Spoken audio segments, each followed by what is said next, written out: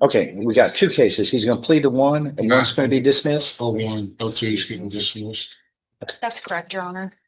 All right, we talked two cases, 24 CR 1901, 1902, the state of Texas versus Jacob J, middle initial, Houston. That's you with Mr. Kimmer, your attorney and the state's attorney.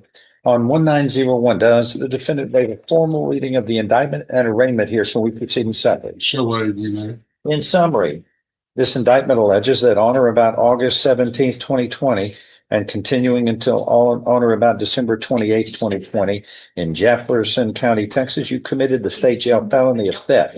Do you understand what you're charged with? Speaker. Yes. Yeah. Okay. Yeah.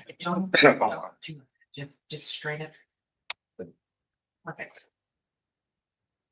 This is a state jail felony, which means if convicted, you face confinement in a state jail for any term of not less than 180 days or more than 2 years. And also a fine up to $10,000 can be assessed. Do you understand? An agreement has been reached in your case. You'll be pleading guilty and placed on deferred or unadjudicated probation. This can be up to 5 years in length. There will be terms and conditions of probation, which are normal and customary. The most important thing, there's restitution owed in the amount of $10,869. I think I can't read that last number. Is that even, or is there 8 cents or something? There's no sense. No sense. Generally, there's never been cents up here. That was kind of a side remark. How are you going to pay this back, sir? A little at a time, I guess. Yes. How much are you able to pay back per month? Because that's really the key thing. Once you get it paid back, yeah, as long as you're doing fine, I dismiss these cases. I dismiss them. It's dismissed as long as you don't have any other problems. Yes. But it needs to get paid back. That's how you fix it. And the quicker you pay back, the quicker the damages. Like $500 a month. Can you? All right. Well, that's 20 months. COVID benefits that he wasn't entitled to, Your Honor. So the overpayments made and they started there should be sustained. Yes, it goes to the Well, Texas. they don't Court forget you. Commission. And that they make something will be taken away from you, by governments when you don't pay if you owe them somehow, the way they do that. So you want to get that done so you can move on with your life. Is that your understanding of the agreement, as well as a second case will be dismissed? If I follow this agreement in each case, you have no right of appeal. Do you understand? Yes. Sir. How do you plead to this case? Guilty or not guilty? Guilty. Are you pleading guilty voluntarily? That is on your own free will and because you are guilty. Yes, Yes. I show you what's marked to State's Exhibit 1. Did you sign that voluntarily? Understand it? Discuss it with your attorney? Are the contents true and correct? State's Exhibit 110 has been carried. Without objection, admitted. This states you are mentally competent to enter your guilty plea, which is freely and voluntarily made you know what you've been charged with. The indictment's been read to you. You've read it. You are guilty of the crime charged in any lesser included offenses. You are giving up your rights to a jury trial and the rights to the appearance, confrontation, cross-examination of witnesses. Totally satisfied with the representation provided by your lawyer. All of this is true. It states at the bottom, so help you God. Yes, sir. States Exhibit 1, part of the record for all purposes. Pre-sentence report is hereby waived. So waived. If nothing further, I will find as follows: you are mentally competent, sir, Mr. Houston, to enter your guilty plea. It is freely and voluntarily made. There is sufficient evidence supporting your guilty plea to find you guilty beyond a reasonable doubt from State's Exhibit 1. But I am instead going to defer and postpone any finding of guilt so long as you follow the terms and conditions of probation, which I have before me. This will be for 5 years and will be shortened if you do well. There will be various terms and conditions of probation, which are normal and customary for this type of offense. Most importantly, restitution is owed to the complainant in the amount of $10,869. It looks like Texas Workforce Commission or the state entity that runs and manages that entity. And that is as long as you do well otherwise, that's really the thing that's keeping you on probation. And then do well, probation is dismissed. And the case is dismissed without a conviction. Can't be that.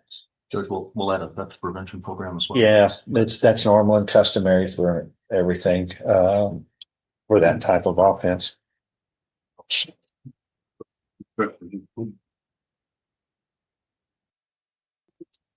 learn. Yeah, I need to print it. Please on probation. What to do. Thank you. Any good comments? All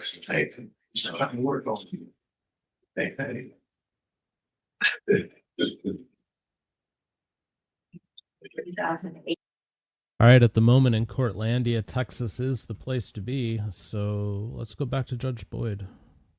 Is calling 2025 CR 015674, State versus Stephen Yet. Could I have parties announced? Brandon Prada from the state. Danielle Cranbrook for the defense, Associate Attorney of Monica Guerrero, the Attorney of Record. All right. Any objections to proceeding with this attorney, sir? All right. And are you Stephen Yet? How do you pronounce your last name? Okay. Counsel, have you received all discovery? We have, Your Honor. Did you review it with your client? We have, Your Honor. Court will find that the state is in compliance with discovery. Did you review the application for deferred adjudication and community supervision with your attorney? Did you understand it? And did you sign it? Yes. Did you review the true bill of indictment with your attorney? Did you understand it? Counsel, do you waive the reading of the indictment? I do, Your Honor. State, are you proceeding on the indictment as presented? We are, Judge. Sir, did you review the court admonishments with your attorney? Did you understand it and sign it in all the appropriate places? You're charged with possession of a controlled substance, penalty group 1 to 4 grams. All right, let's go off the record.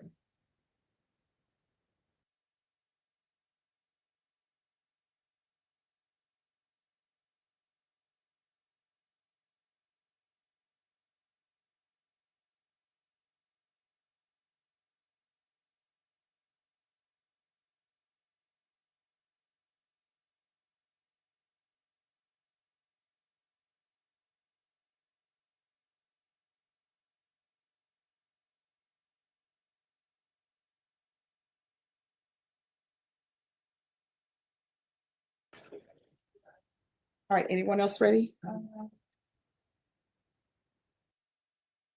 Second, third, and interpretation, where's that? Page 3, third down, Rodriguez. Enrique Rodriguez? All right, that's Mr. Chumbley. Oh, yes. Hi. That's okay. Oh, that's okay. And counsel, you're on this side. That's right. Right, so, Okay. I met with my client last week and we got an offer. There's some discovery that I'd like to verify that I've got everything. There's some videos that are pretty important on the case. I don't need a bunch of time, maybe 3 weeks or 2 weeks, something like that. all right, Ms. Fergus, can you recall this in 2 weeks, please? Oh, I would really like to settle this today. Oh, you'll need to speak to your attorney. Okay. All right. Well, that's different from last week. So, Okay. Okay. All right. Thank you. You're welcome. So no date right now, just. No date right now. Okay.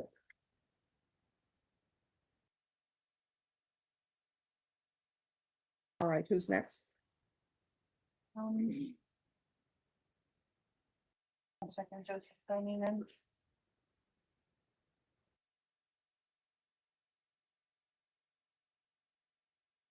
While they rack up another contestant, Barb just asked me in the chat if we're doing a 4th hour today. Yes, we are.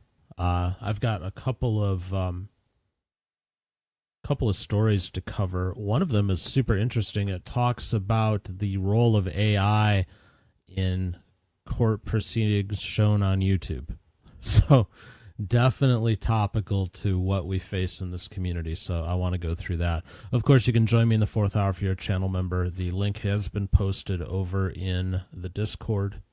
So call in, say hi, and let me know what you think on today's cases or any other topic.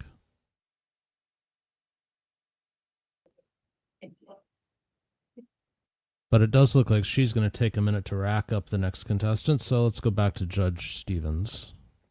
It's just one case, right? Yes, Judge. Yes, sir. You're Mr. Calhoun.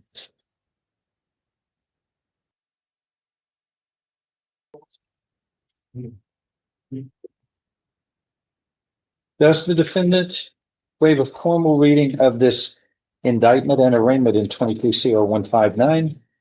Can we proceed in summary? Yes, sir. In summary, Mr. Calhoun, this indictment, as you know, states that on or about May 29th, 2022, in Jefferson County, Texas, it is alleged you committed the second-degree felony of aggravated assault with a deadly weapon, namely a machete. You understand what you're charged with here? Now, this carries with it up to 20 years in prison normally. The agreement has been reached where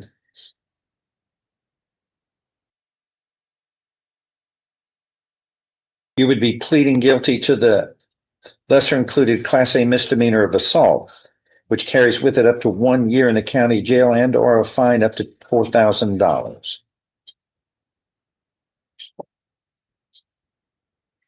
Is this your understanding of the agreement? Yes, sir. You know,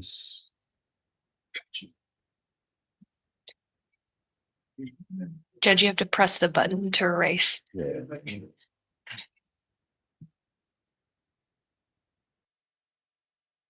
You would think that.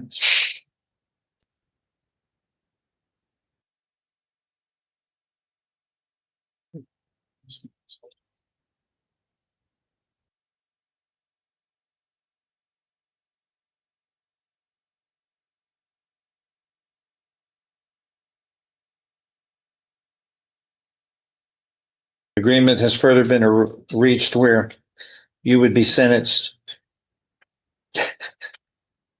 Don't got it right in English because this scribble is, it looks like 180 days in jail. Credit time served 180. That's correct, Judge. Well, I don't know what the credit is, but I can't give credit. I mean, it's got to be whatever has been served. He has. it. Yes, Okay. he has over 200 days credit from what my All understanding. right. Is that your understanding of the agreement here, Yes. Mr. Calhoun? Yes. If I follow this, you have no right of appeal of your case. Do you understand? Yes, sir. So how do you plead to this? Guilty or not guilty? Guilty. Are you pleading guilty voluntarily? That is on your own free will and because you are guilty. Correct? Yes. Going to show you what's marked as State's Exhibit 1. Did you sign this? Understand it, discuss it with your attorney, or the contents alter incorrect? He signed it. Yeah. He signed Yeah, it. all this is right. Okay. Everything's correct. State's Exhibit 1 is tendered into evidence. No objection. Without objection, it's admitted. Among other things, this states you were mentally competent to enter your guilty plea. It's freely and voluntarily made. You know what you've been charged with. The indictment's been read to you. You've read it. You are guilty of the crime charged and any lesser included offenses. You are giving up your rights to a jury trial and the rights to the appearance, confrontation, cross-examination of witnesses. Totally satisfied with the representation provided by your lawyer. All true, so help you God. State's Exhibit 1, part of the record for all purposes. Pre-sentence report is hereby waived. Yes, Your Honor.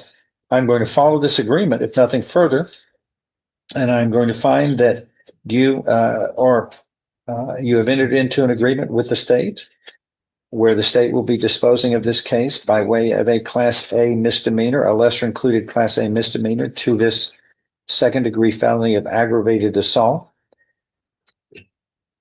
And you are there is sufficient evidence from State's Exhibit 1 admitted here to support your guilty plea to find you guilty beyond a reasonable doubt. As I find you are mentally competent to enter this guilty plea, it is freely and voluntarily made. And I am following the agreement. You are hereby found guilty beyond a reasonable doubt of this lesser included Class A misdemeanor, and you are hereby sentenced to confinement in the county jail for 180 days. Do you understand what has happened today, sir? You will be given credit for time you have served. in accordance with this case, and according to what everybody is saying, it's 180 days, although somebody wrote something here that does not look like an 8. It looks like it's C. We gotta fix that. On credit. Okay.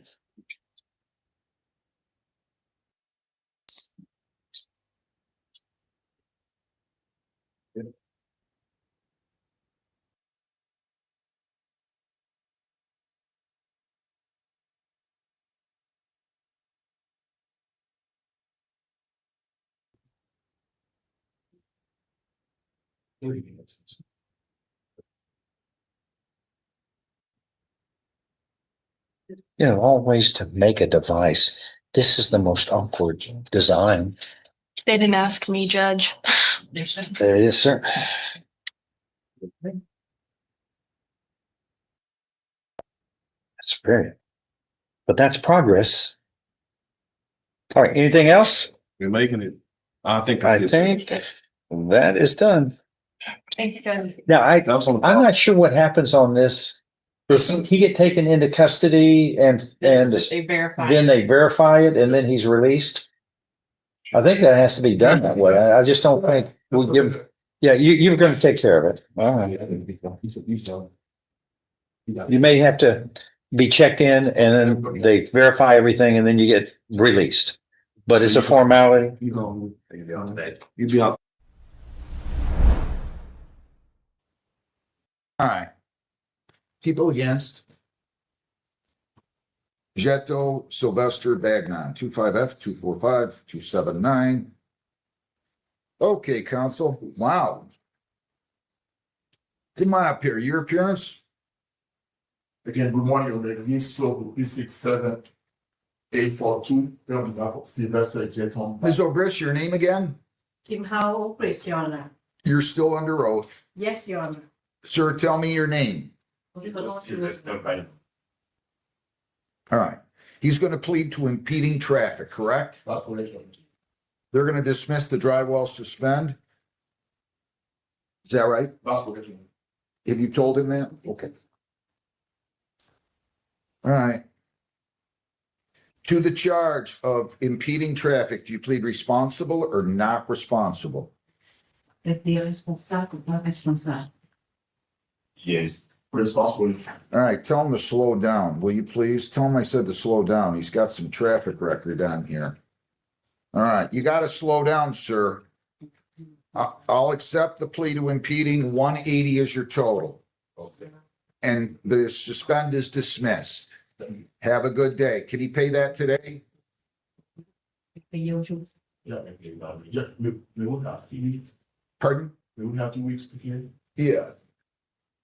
I'll give him until the 19th. How's that? Counsel, tell him if he needs more time to call the court, not to ignore me. We'll go on Zoom. I'll give you an extension or now it's kind of tough with the barrier. Maybe you could log on with him. You know what I mean? Okay, thank you. Have a good day. Good luck. Thank you, Your Honor. Thank you very much, Ms. O'Briss. I appreciate it. That's not. Eric Smith, Eric Raymond Smith. 26F245430. And could I have Eric Bagaya seated at the table, my right, your left? Have a seat at that table there, sir.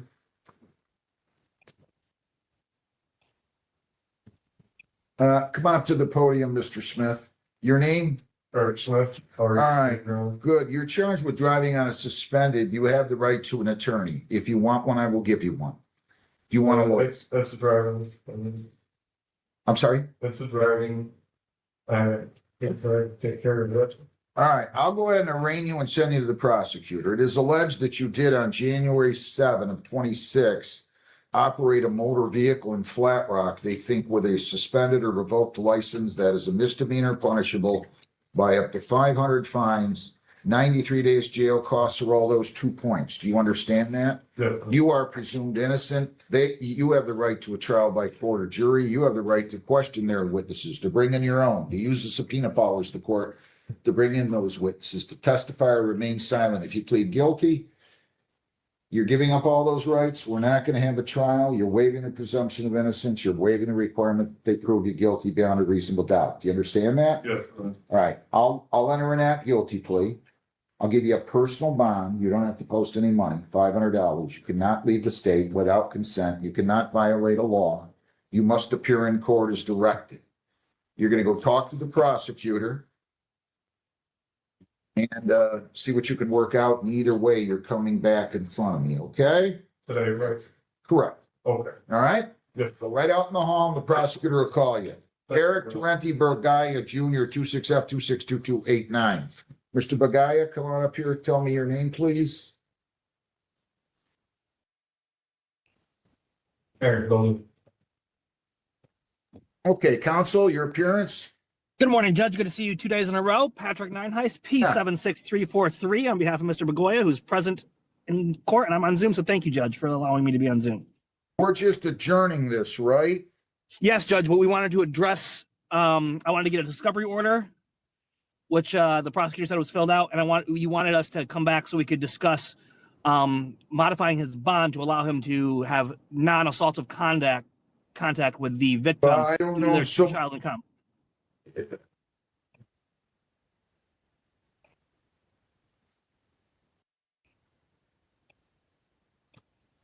I wanted Ms. DeNoyer here. I was hoping somebody would get her here. Maybe I wasn't very good about making that. Prosecutor. Can you come on in here, Mr. Cayley, please? Sure. Thank you.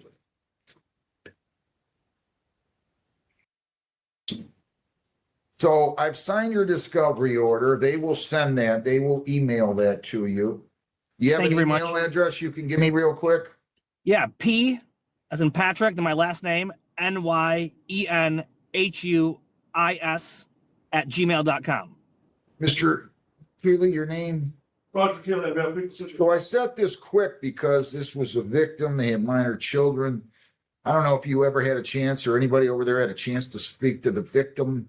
I wanted to not require that he not be here or not be able to see his kids, but I'd like some input from the mother. I've not heard from him.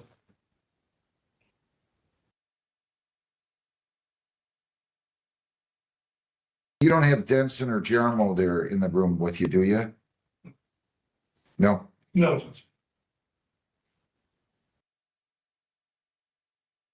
How old are the kids?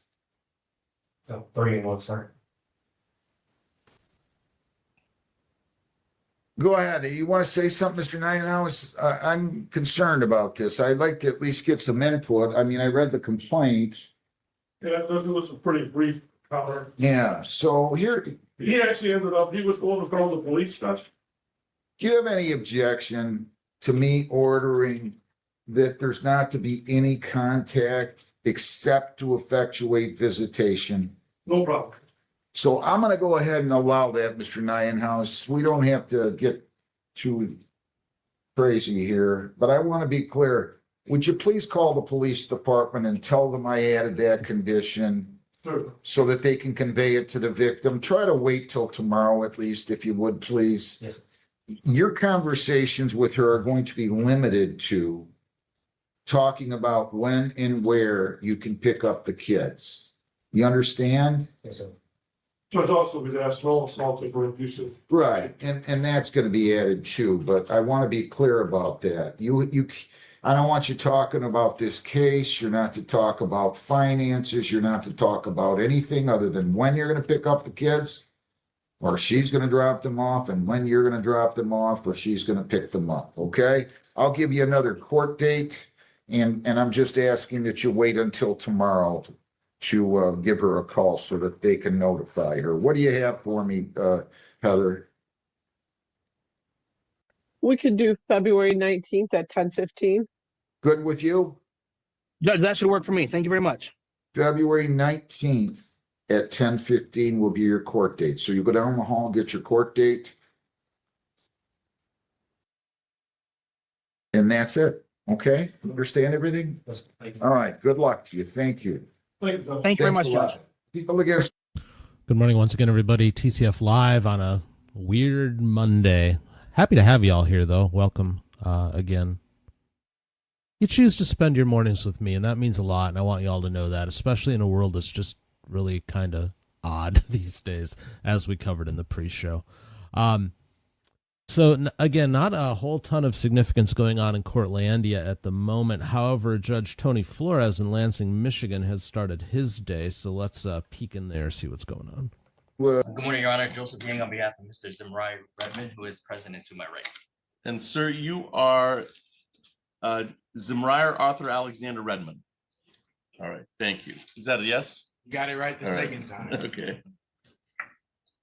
All right.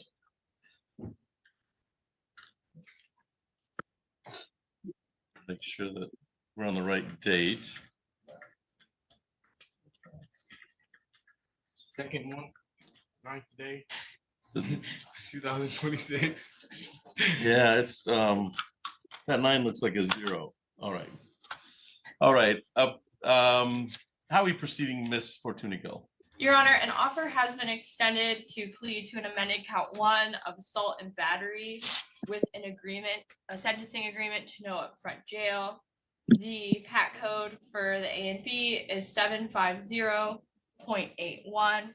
And it's my understanding the defendant wishes to avail himself of that offer. It's also my understanding that this would be a no contest plea. Okay. And I'll ask Mr. Yang. It's a 90-day and/or. It's 93 days and or $500 fine. 93 days and/or $500. There's an agreement. Killebrew, no jail, and what is the purpose for the no contest plea, Mr. Yang? Thank you, Your Honor. The purpose of a no contest plea is due to civil liability.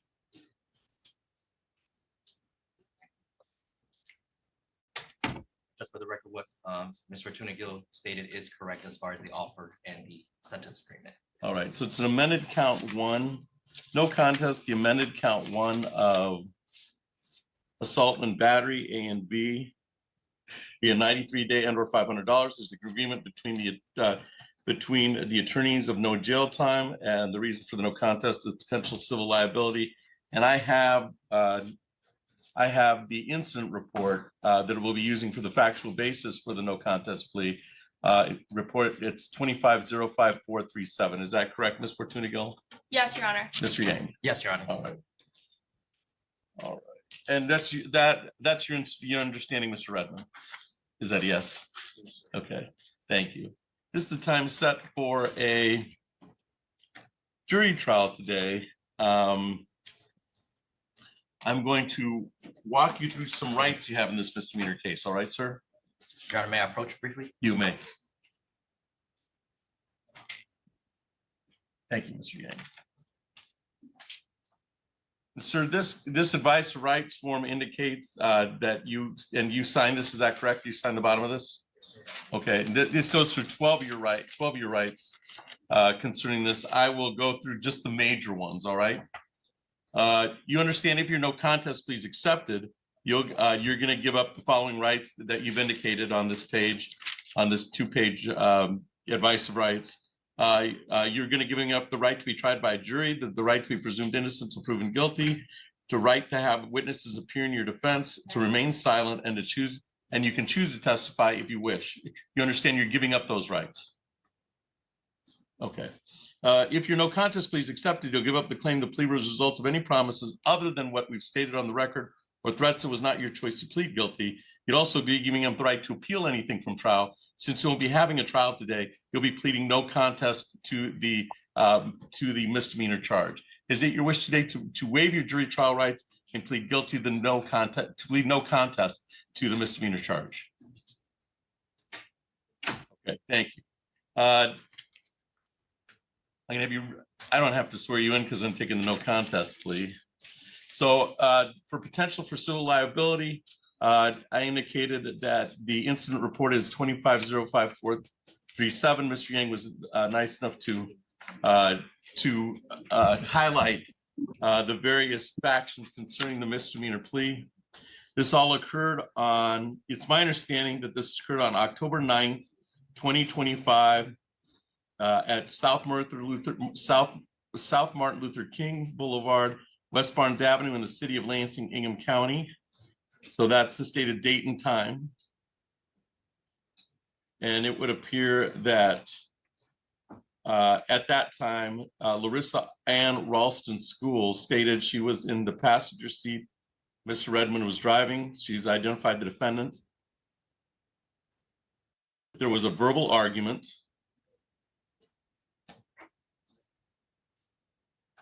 And it appears that there was an offensive touching committed by Mr. Redmond concerning Ms. Ralston's school. It looks like it happened in the parking lot of Frosty Corner. I mean, in the city of Lansing. And then there's various, but it looks like an offensive touching happened on that day. And that time, Miss Larissa Ann Ralston School indicated that she was dragged, grabbed both of her legs, and that Mr. Redmond offensively touched her. Anything towards the no contest on the factual basis, Miss Fortuna Gill? No, Your Honor, the people are satisfied. All right, Mr. Yang. Nothing from the defense. All right. I find the LPD report for the factual basis be knowing, voluntarily, and accurately made. That's for me. The no contest plea. And we'll refer to probation. There is an agreement between Mr. Yang and the people of the state of Michigan that you not receive any jail time in this matter. If I was going to do something different from that, you'd have the opportunity to withdraw your plea. Do you understand that, Mr. Redmond? Okay.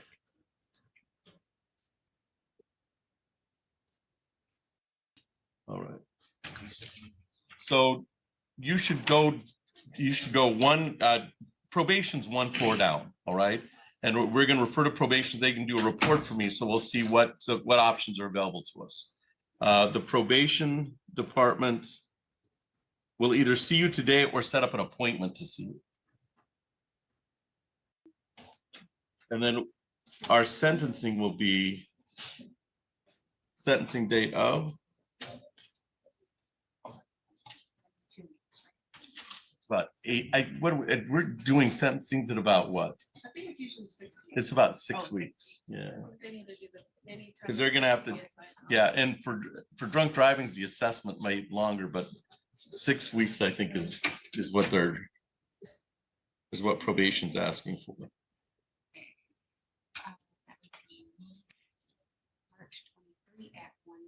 March 23rd at 1:30. All right, so let's see what options are available to us on March 23rd at 1:30. Anything else for the record in docket 250308, Ms. Fortuna Gill? Not for the people. Mr. Yang? Nothing from the defense, Your Honor. Thank you. All right, Mr. Redmond, we'll see you on that March 23rd date at 1:30. Thank you for your appearance today.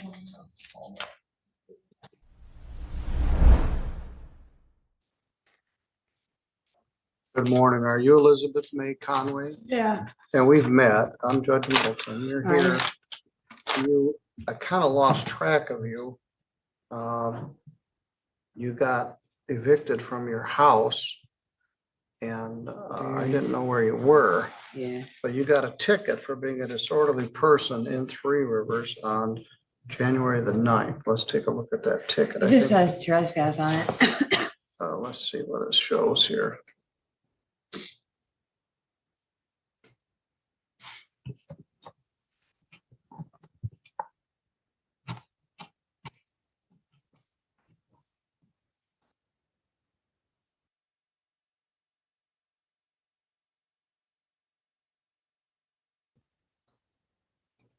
I think this was at the hospital.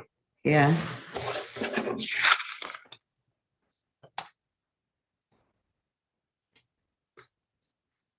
All right, the ticket says trespass, that's correct. And it's a form of disorderly. It was 2 o'clock in the afternoon at Three Rivers Hospital.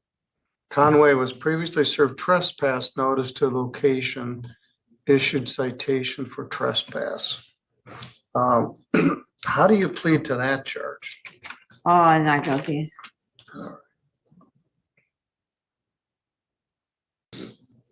Because they still see you as a mother. You can still go CC as a. Oh, okay. Yeah. Ms. Conway, where are you staying? I Aunt Britta's in Constantine. All right, so And then you're at your hotels. aunt's. In hotels. In hotels? Yeah. Do you have any income? Yeah, I get disability and I have other incomes than that. I didn't Yeah. realize you were getting SSI. Yeah, Because getting you've got it a for number of Michael. unpaid fines from other stuff. Yeah. You got $945 worth of unpaid fines. That's that's why my license got suspended because I missed my payment. You were on a payment plan, Yeah. and I think you might have made a payment in January. Anyway, have a seat for a minute. Mr. George, the city attorney, stepped out. We'll see what his thought is on this case. I didn't realize you got SSI. I'm glad you at least have some income. Yeah. But it's awfully expensive to spend it on hotels. Right. All right, you sit down for a minute and we'll wait for Mr. George to come back. Sarah Pattison.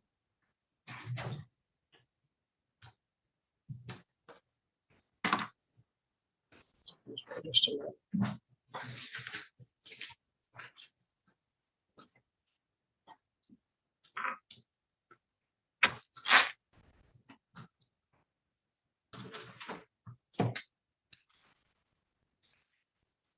Good morning. Are you Sarah Jo Pattison? Good morning. Yes, I am. You got charged with no insurance. We get lots of those. File 26124.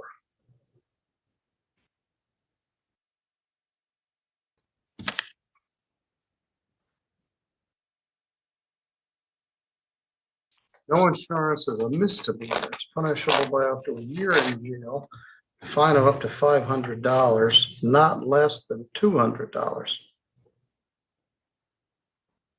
Plus costs, which would be a minimum fine of $325. Do you have insurance now? I do. Do you have it with you? It's on my phone. All right. Who's your carrier? Progressive.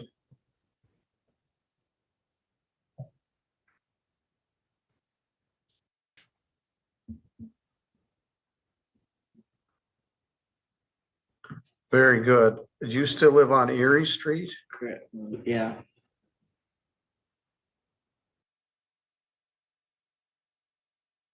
You got $403 worth of unpaid tickets.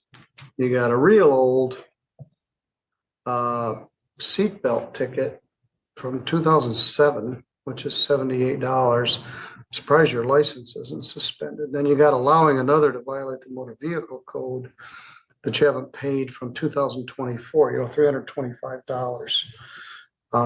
We can wipe that out with a jail sentence, but I'm assuming you'd rather pay the fine. Yes. All right. You haven't paid anything on it. Did you forget about it? No, I had it. I did pay on it. Let's take a look. I was making payments and then lost the job and didn't get back into paying the payments. Okay. But I made several payments. All right. Well, let's get back into payments.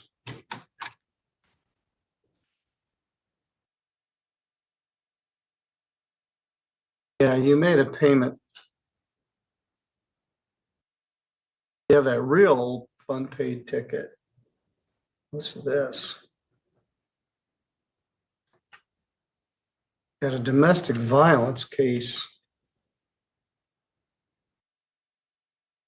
And they gave you a court date of 2/17. We should have caught. Laura, we got a open arraignment for Sarah Jo Pattison, 26194. She has a court date of 2/17. We'll save her a trip and take care of that today. So I'd like that. It fell through the cracks. Sarah Pattison, 26194. Also, we'll have somebody talk to you about your insurance. So have a seat for a minute. We'll come back to your case.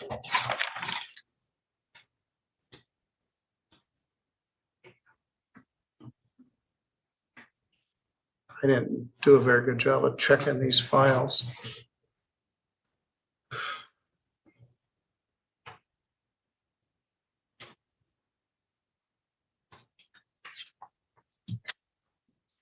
All right, David Banks.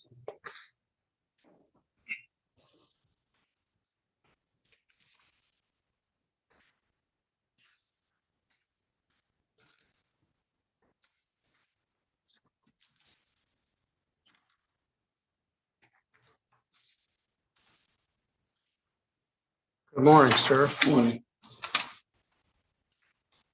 Sure, you is Mr. George.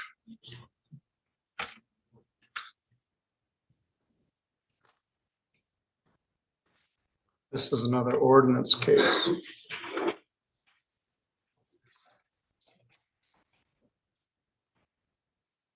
Thank you.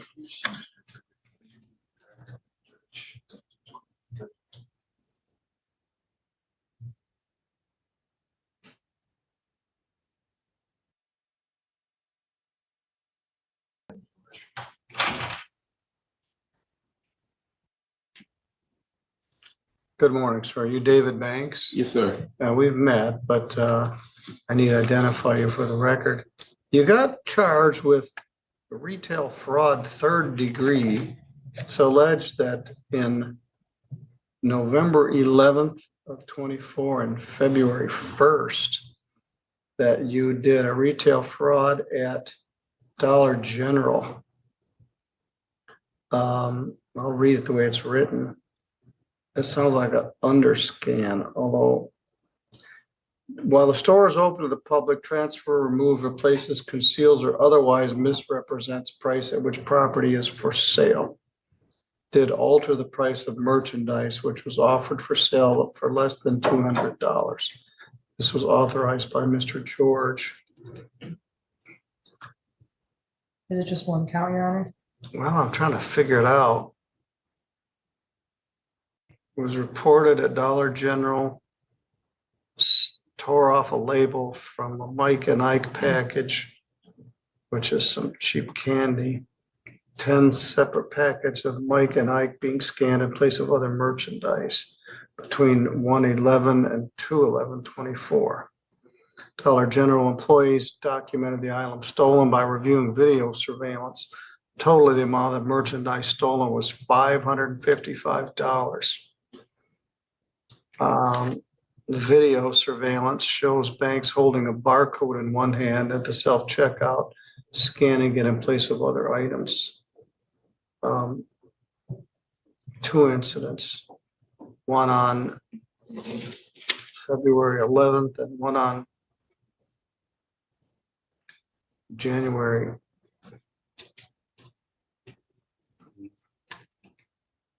11th.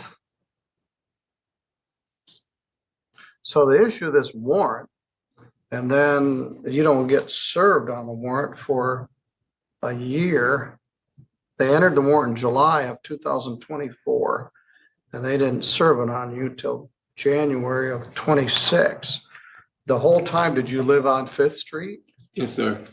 No, I got a warrant, and then they never bothered to do anything with it.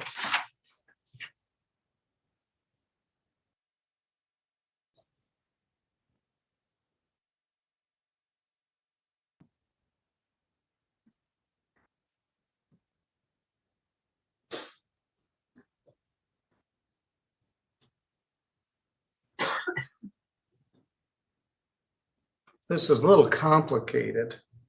It involves video evidence, identifying you, multiple incidents, criminal history of previous R&C charges. This is the kind of thing you could probably benefit from having an attorney appointed to represent you. It sounds like they're not going to reduce this to a civil infraction. Sounds like it's a planned scheme is what the allegation is. So would it be your choice to plead not guilty and have me appoint a lawyer for you? Yes. All right.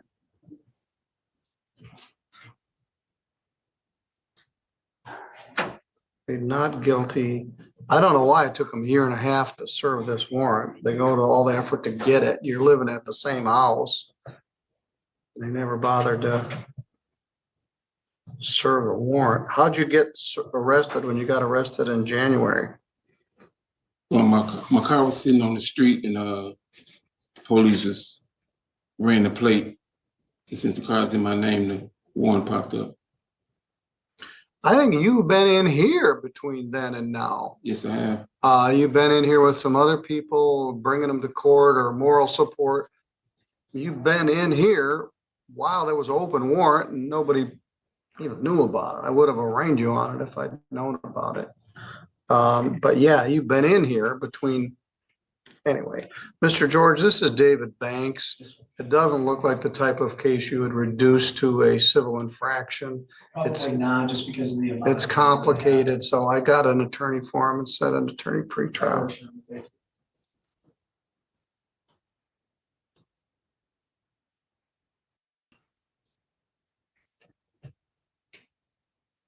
One troubling thing is they got the warrant in July of 2024. He lived at the same house the whole time and they didn't serve the warrant till accidentally it got served in January of 26. That was always a Three Rivers thing. It's been better since the new chief is there.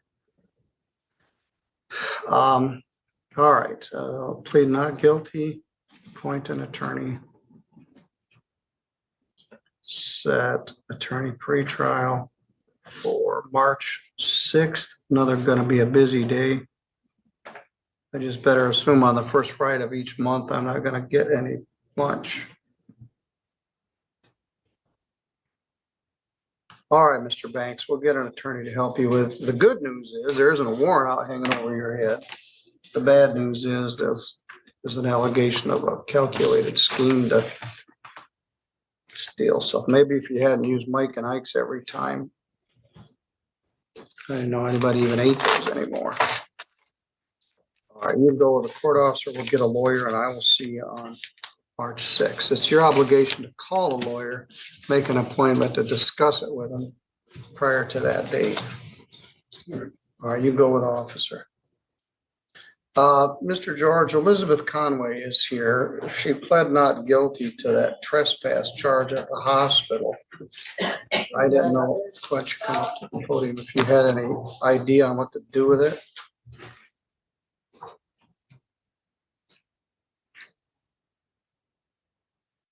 We'd be willing to do a civil infraction.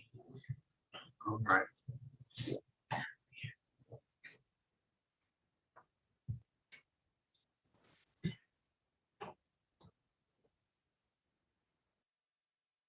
All right, Miss Conway, what you're charged with is a misdemeanor. It's punishable by up to 90 days in jail and a fine of up to $500. Mr. George, the city attorney, would dismiss that charge if you pled to the Three Rivers ordinance disturbing the peace as a civil infraction. It's like a speeding ticket. It wouldn't be a crime. It would be a civil infraction, and I would give you a fine of $100 and put it on a payment plan with the other stuff that you're currently not paying on. So they would dismiss the misdemeanor if you pled to the disturbing the peace as a civil infraction. The allegation is that you've been barred from the hospital, which is a rough gig, and you went back there that day at 2 o'clock. So they dismissed the misdemeanor if you plead to the civil infraction. Are you willing to accept that plea? No, No? no. I still go there. I still go there to see the hospital there. You see me there. The last time I went there, they were singing a different tune. They felt actually like they did something wrong. All right, Mr. George, you have any more insight on it?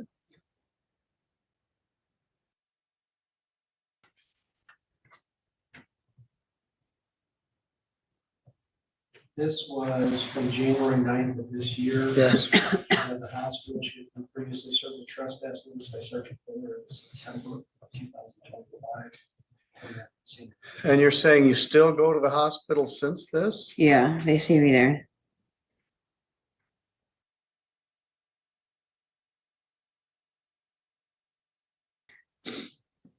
One of the charity guys actually, in January, when the day I was like at that time before that, was trying to beat the hell out of me too. So I was very improper the way they treated me.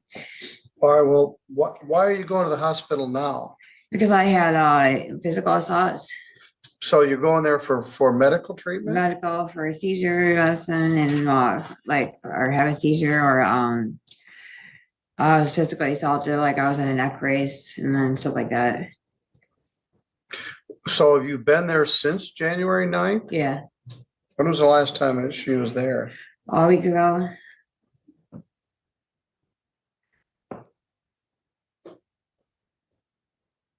Cop took me in. Who took you in? Officer Britton, I think.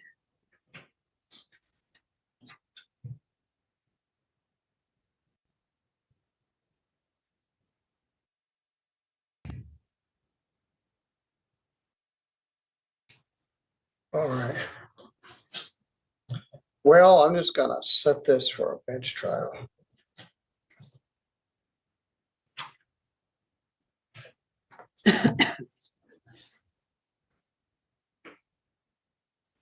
Um, 1 hour. I want you to go out to the counter. I want you to talk about your unpaid fines. Okay. I'm not gonna appoint a lawyer for you because I'm not likely to put you in jail for this. I don't need to set a pretrial for it because it's not gonna change anything. They've offered a civil infraction, which is as low as they can go. And you're not willing to accept that. And the irony of it is you've been to the hospital since this, taken there by a police officer, if your story is true. Yes. Payment plan and current contact information.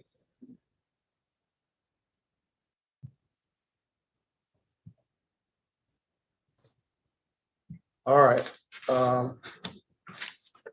You do have some income and you can make some sort of monthly payment on all these previous things. I could wipe them out with a jail sentence. We got an open in talks where you have $325 way back from 2022. You have a domestic violence. It looks like you may have been paying on that one. You have a retail fraud. My retail frauds are dismissed forever. I don't know. This says it owes $170 and you have a no insurance. You're on a payment plan. You dismissed all my retails like last May. All right. Well,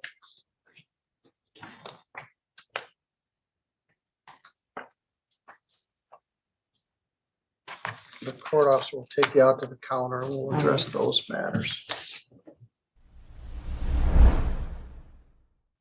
All right, you're Ava Musgrove. Yes, Sharon. And in clause number 25, DCCR 0048, Ms. Musgrove is charged with the first degree felony offense of murder. And that's from December 29th of 2024. And what that means, ma'am, and we've gone over this before, is that if you go to trial and you're found guilty, the range of punishment would be between 5 years and up to 99 years or life in prison. Do you understand? Yes, Sharon. And I have a plea bargain rejection that you've signed here today with Mr. Gertz that shows that the district attorney's office has made an offer if you wanted to enter a plea of guilty for a cap of 30 years in prison, which means you would be leaving your punishment up to me. I could give you 30 years. I could give you less. It would depend on any information that was brought to me at a sentencing hearing. You have every right to reject that and have your case set for trial. I just want to make sure you understand possible consequences if we go to trial and what your options are. And do you understand all of that? Yes, Sharon. And do you want to reject that offer and have your case set for trial? Yes, Sharon. All right. And so based on kind of some of this back and forth, is there any reason to believe anything would change with regard to that offer? There we go. So I want to make everyone, make sure everybody's clear that there will not be a plea. This plea agreement will not be accepted after today. So it's either trial or a plea to something different unless there's some new evidence that's discovered that you guys don't have for some reason at this point. Do you understand? Yes, Sharon. Right. And as far as you know, everything's, you have all the discovery and As far as I know. Okay, of all the any, stuff, you're not yes. waiting on anything? Not, I don't know of anything that's still out there. Okay, we'll get it set on the next available trial docket. You can go back with the bailiff. Okay.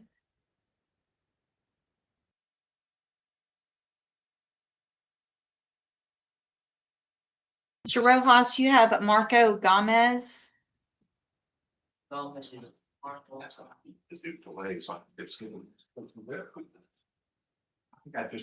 on Gomez, hold on, it's a plea?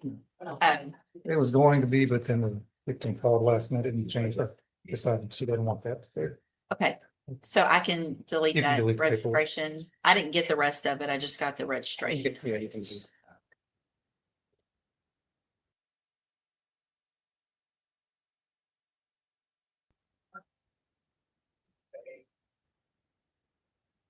Good morning. Are you Marco Gomez? Speak up, please. And this is cause number 21-36534. And Mr. Gomez is charged with sexual assault, set for trial to begin with jury selection on Monday, the 23rd. And what is the announcement? Ready, stay true. All right, obviously, this is one of the oldest ones we've got, and so I would anticipate that it would be pretty high on the list, if not the top. Is there anything that you guys need me to know or we need to discuss before I number those cases today? No. All right, it looks like there was a previous rejection back in November. No changes or to that. That was for 15 years. That was the offer we rejected, Judge. We had actually signed paperwork this morning for 8. After we signed it, I think the complaining witness called Mr. Smith and expressed that she did not want the 8-year offer. And so that was withdrawn. So Okay. we're here back at the trial docket. All right, so then I'll set it. There won't be any plea agreements after today. Mr. Gomez, if you change your mind and want to enter a plea of guilty, it would be open to the court or to some other number other than that 15. Is that where y'all are at 15? That's where we're at, Judge. Okay, all right, then I'll set it and we'll probably see y'all at 1 o'clock on the 23rd. You can go back with the bailiff. Judge, I have Willie Pugh. Yeah. Just need a reset on that. He's looking to hire in his own term. Let's get Mr. Pugh, Willie Pugh. Willie Pugh.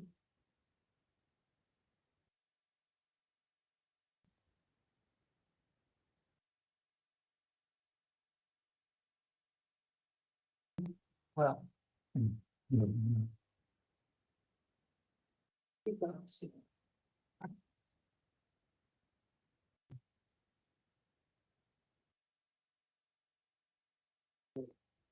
Thank you, Judge, for fitting that detective.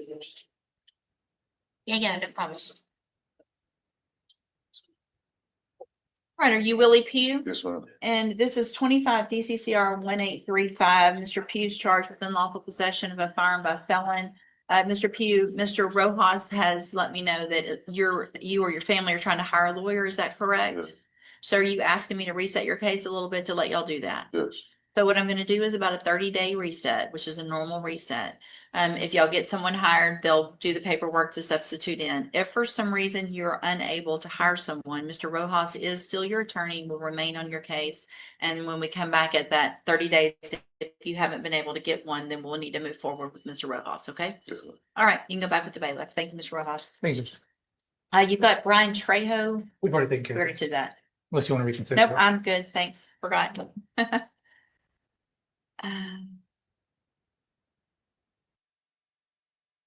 Oh, this Robert Lowe, we had him come back to do the registrations. I was wondering why that was here. Let me get those out of my queue to use.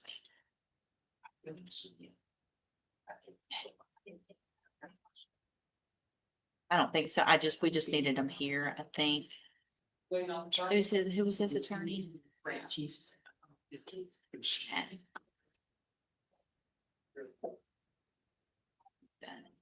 So that's good.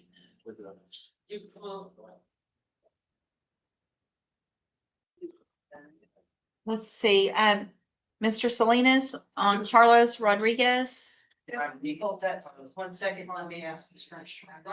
Sure. She's perhaps not good. At least she was 8 minutes ago. Mr. Wilkerson, Mr. Vasquez. And, Okay. you swear. Let's see, Mr. Gertz, you have Giovanni Coleman. I do, Judge. Giovanni Coleman. Right. Do you hear the, like, how relaxed it is in here? Harris County, I'm usually thinking usually in Harris County, it's like, you show up if you want, you don't, but it's weird. It's like, really? Guess because I've been nice on it, maybe. So far, anyway.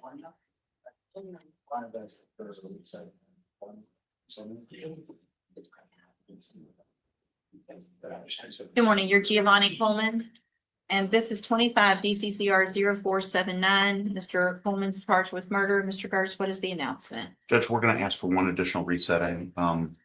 There's a number of reports and videos in this case that involves, I would say, pretty hyper-technical cell phone and block evidence. So block evidence is photographic evidence. Okay, sorry. Thank you. Sorry. Is this your first day? It's not my first day. It's not my first day, but I appreciate that. I apologize. That's okay. I'm so sorry.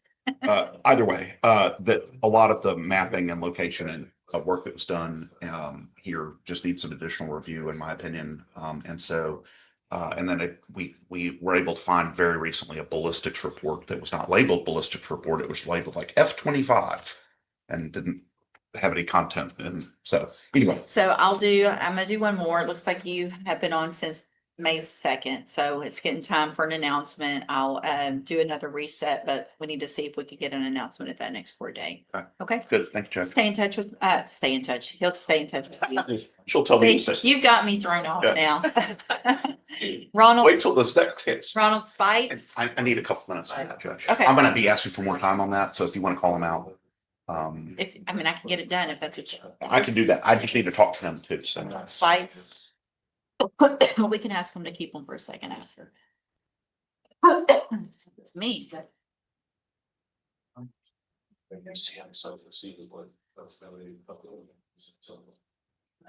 Good morning, sir. You're Ronald Spikes. Yes, ma'am. This is 25 DCCR 0920. Mr. Spites is charged with manslaughter, and Mr. Garst, what's the announcement? Judge, we're asking the court for one additional resetting on this. I need to sit down with him and just haven't had a chance to talk in detail enough about the allegations here and the evidence that they have provided us, which I believe, downloaded everything that has been uploaded. So. Okay. Anything that you know of that you're waiting on? All right. So Mr. Spites, what I'm going to do is now that Mr. Garst has everything, he'll be out there, I'm sure, to go over all of the information and discovery that he's received. And then we'll see where we are at the next court date. Okay. Thank you. Ms. Holmes? Yes. You got Tristan Calhoun for sentencing? Yes.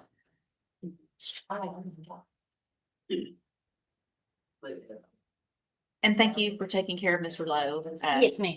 Morning also.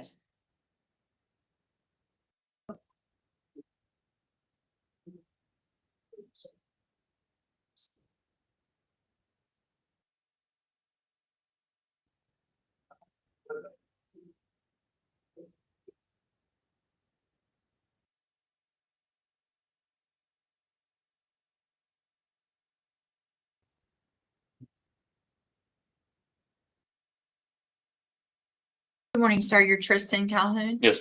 And Mr. Calhoun was previously in court, entered pleas of guilty in cause numbers 25 DCCR 1216 and 1217.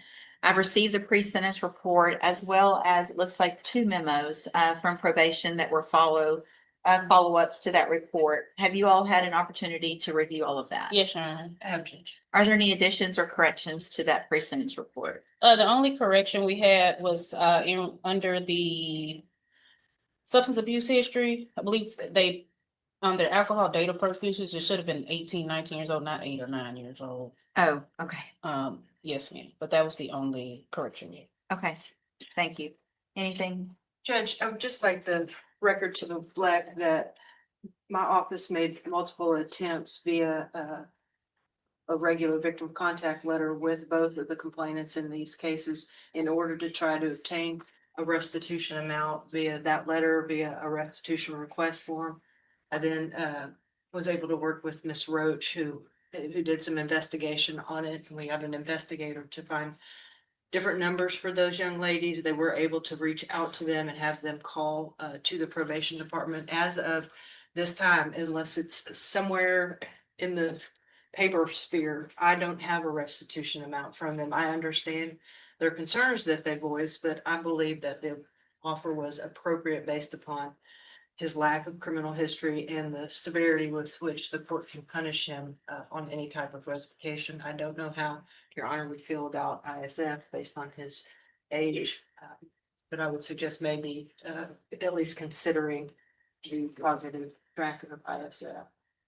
And Your Honor, I have spoken with Mr. Calhoun in regards. I told him there could be restitution in the future if anything is provided. Well, if it's not ordered today, there will not be any. And Okay. so that's why they attempt to get all that information. And it sounds like the district attorney's office and the probation office has made a diligent attempt to try to get any number.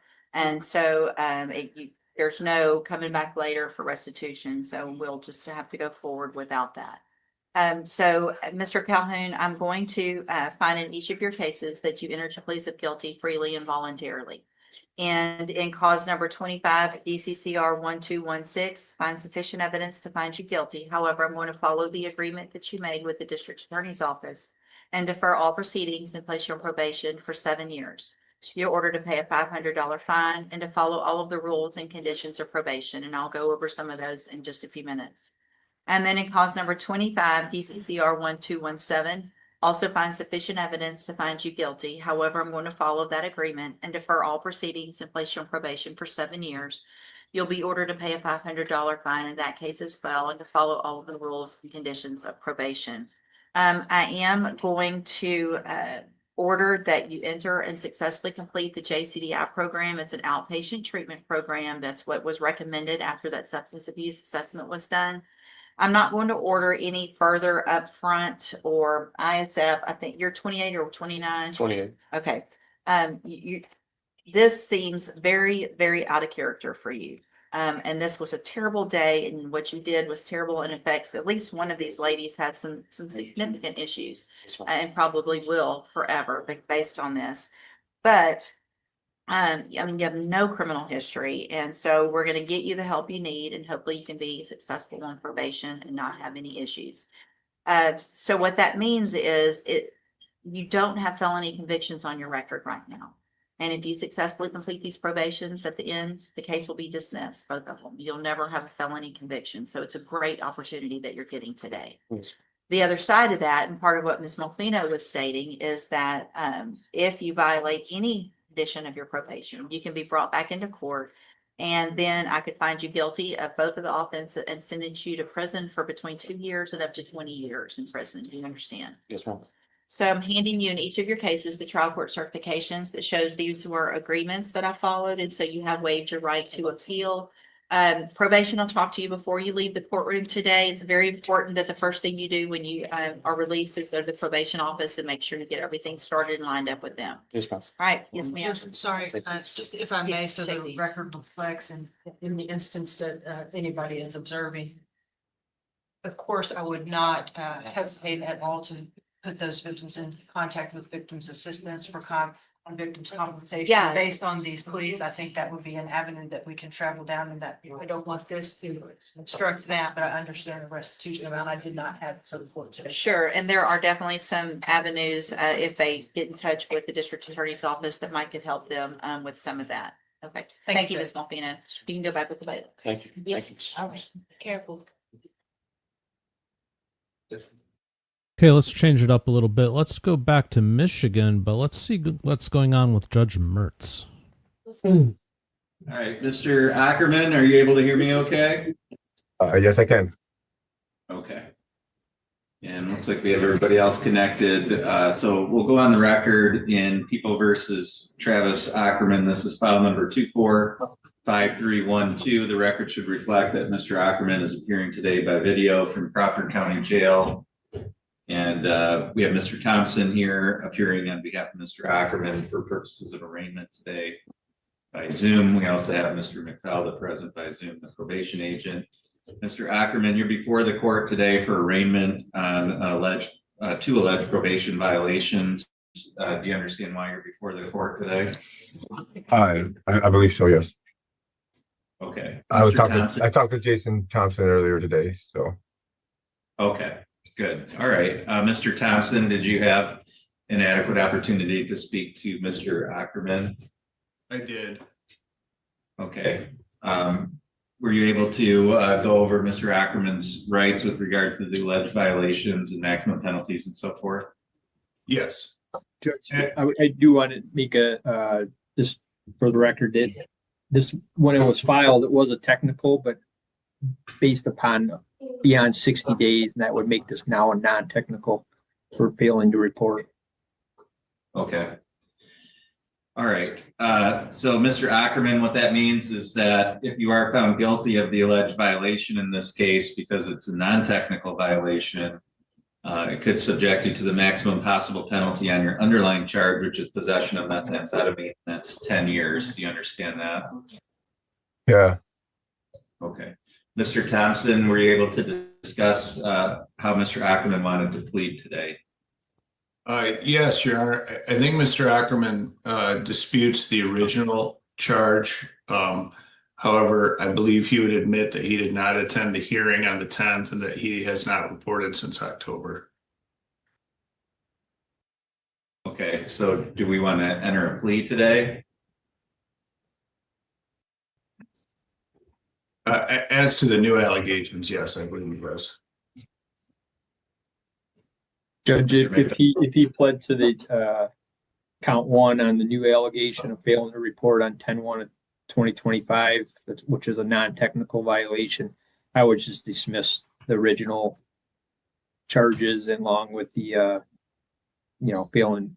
If he pled to the new violations, I guess is what I'm saying, is a non-technical, I would dismiss the ones from back that we originally filed. I did do some follow-up, with Otsego County, and they still have not charged him criminally there yet. And I reached out to the trooper today, and he was going to do some more investigating on that. But I would dismiss that violation, Judge, if he pled on the new one. Which is all right. So, Mr. Ackerman, did you wish to plead guilty here today? I guess I'm a little bit confused. I don't understand what, like, on my charges. Okay, so if I really need to, I feel like I would like to talk to Jason more on that before. I mean, if that's the case, because like if the original charges are dropped, then the violations for not showing up to court are for those charges, correct? That's correct. So There's those also, are dropped. Judge, he also didn't report. I mean, he hasn't been reporting. There's more to it. I reported up until I got those charges that are gonna get dropped. Travis, you got out of jail. You got out of jail on September 17th. I gave you a reporting day of October 1st, and I have not seen you since. I was reporting over in Bel Air County to John Morley is where I was being reported to, which I had no problems with, none of that stuff. And then the charges of non-reporting police contact, which I did report police contact to John Morley over in Bel Air. And that was what my violation was not reporting to that and possession of drugs that I didn't have possession of. On the date that the trooper, that he said he talked to the trooper, Cody Dole made me call my probation officer before I was able to make another phone call on the side of the road for Mr. Ackerman, just hold on one yes, second. Mr. Yes, sir. Thompson, are you representing Mr. Ackerman for this hearing today? Yes. Sorry. Do you want him to go into this stuff, Mr. Thompson? No, I think we probably need to set it at this point, Your Honor. All right. I mean, I guess I would appreciate you're representing Mr. Ackerman as his counsel here for purposes of this hearing. I feel like maybe you need to step in and stop him from making statements like he's making here on the record. Right? I apologize, Your Honor. You don't have to apologize to me. I mean, I'm trying to look out for your rights. I don't know why Mr. Thompson isn't stopping you, I guess, is my question. But that's up to him, I guess. So, Mr. Ackerman, it sounds like you do want to contest the allegations, which is fine, and you have the right to have a hearing as to whether or not you violated your probation. And so we will set this for a hearing, and you'll have an opportunity. Mr. Thompson, did Mr. Ackerman request court-appointed counsel? I was appointed on the original violation, Your Honor, so that would continue.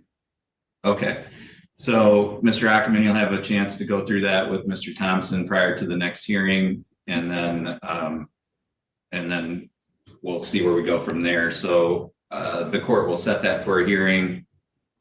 I'm going to try and get this on for next week. I have a date there on a week from today in Crawford County, so I'm going to try and get it set for that date. In terms of bond pending that hearing, Mr. McFalda, do you have any recommendations? Judge, I just, we set bond at 10,000 cash surety back on September 15th of 2025. He posted that 2 days later, and I had not seen him since. So I guess I don't know what kind of bond would be set. I would think something higher than what's already been set, Judge. All right, thank you, Mr. Thompson. Your Honor, I understand there's some allegations of issues with appearance here. Mr. Ackerman has strong local ties and he has family in the community. I'd ask the court to set a reasonable bond. Thank you. All right, given the nature of the underlying charges, the fact that Mr. Ackerman did not appear for a court hearing back in October, and apparently has not been heard from since, the court is going to set bond in the amount of $5,000 cash or surety, with all standard conditions of bond and all terms and conditions of probation. The court will again set this for a hearing next week, and we'll go forward at that time. Mr. McFalda, anything further for the record here today? So just let Mr. Ackerman know yet again, if you post bond, you are to report to probation, not just that day, but following subsequent to that, the dates that I give you. Absolutely. And I just want to make the court aware, Judge, I am leaving on vacation here starting the Thursday of this week. I will not be here on the 17th, but I'll try to make arrangements to have whatever ready to go for whatever hearing we may or may not have on that date. Okay, thank you. Mr. Thompson, anything further from your side today? No. Okay, all right, thank you. That's all for this hearing.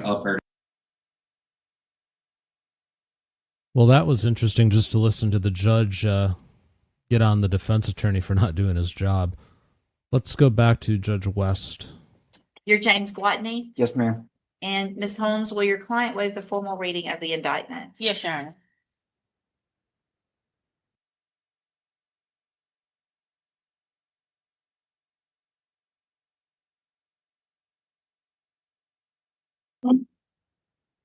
Mr. Gwatney, in clause number 25 DCCR 0736, you're charged with a third-degree felony offense of failure to comply with sex offender registration requirements, and that's from March 5th of 2025. And how do you plead to that charge? I guess guilty. Well, there's no I guess. Either you did it or didn't do it. So are you guilty or not guilty? Guilty. Are you entering your plea of guilty freely and voluntarily? Answer out loud, please. Yes. Did anybody force you to plead guilty today? No. Okay. I have here on the tablet some documents that have your signature on them that the state has marked as exhibit number 1. Before you signed these, did you go over them with Ms. Holmes? Yes. Do you fully understand them? Yes. And do you understand, if I follow the agreement that you've made with the district attorney, that you'll be waiving or giving up any right to appeal? Yes. Do you also understand, if you're not a U.S. citizen, that a plea of guilty or no contest may result in your deportation, exclusion from admission to the country, or denial of naturalization under federal law? Yes. State tenders number 1. No objection. It's admitted. Is there any evidence that Mr. Gwatney is not competent? No, Your Honor. All right, sir, I'm going to find that you entered your plea of guilty freely and voluntarily, find that you're mentally competent and you understand the nature and the consequences of your plea, find sufficient evidence to find you guilty, and at this time find you guilty of failure to comply with sex offender registration requirements, sentence you in accordance with your agreement to a term of 2 years in the institutional division of the Texas Department of Corrections. You will receive credit on that sentence for any time that you've been in custody that the law gives you the right to receive. I've handed you the trial court certification That shows that this was an agreement that I followed, so you waived your right to appeal. I also handed you a written admonishment regarding your ineligibility to possess a firearm or ammunition. Because of the judgment entered against you, you're ineligible under Texas law to possess a firearm or ammunition. Possession of a firearm or ammunition could lead to charges against you. If you have questions about the laws that make you ineligible to possess a firearm or ammunition, or about how long that lasts, you can talk with Ms. Holmes. All right, good luck to you, sir. You can go back with the bailiff. Can I ask you one question? Sure. Whenever I was brought back from Oklahoma, I had 6 months left on my 3-year sentence. They sentenced me to ISF until discharge. Why was this charge that is being brought up on me now not brought up on me while I was being incarcerated back in ISF for the last 6 months? How would you think I would know that information? I have Huh? no idea. I have no idea. I have gone over the time frame with him. From what he told me, the time frame that he was in ISF was after this case was filed. Yeah. Case has been indicted over 6 months. Yeah, Yeah, and I don't he- know. I don't know why that didn't happen, sir. I'm not sure if it was something. Charges were supposedly filed in June of 24, and I was arrested in 25. These charges are from March of 2025, sir. And you 25. just pled guilty to that and it's done. You got your 2 years. You can go back with the bailiff, okay? Okay. I don't know the answers to those questions.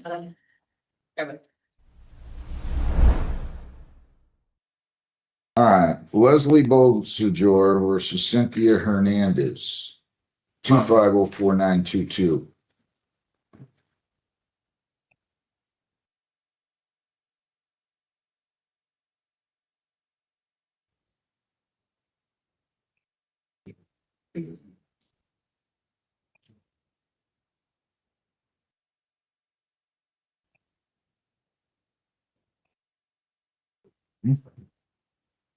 Right to the podium. Yeah, right next to her. You all right? Yeah, Okay, tell me your name. Jessica Hernandez, Your name? Leslie Bolsage. All right. You two want to go talk about this before I start swearing people in? No, I know. Just relax.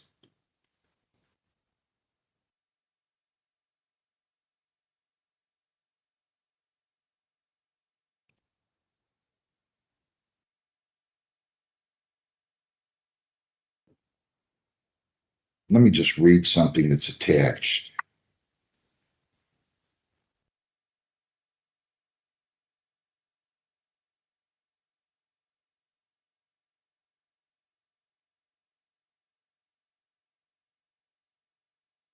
Wow, you did actually draft something here.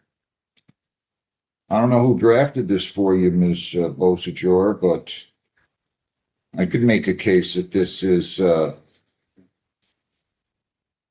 security agreement.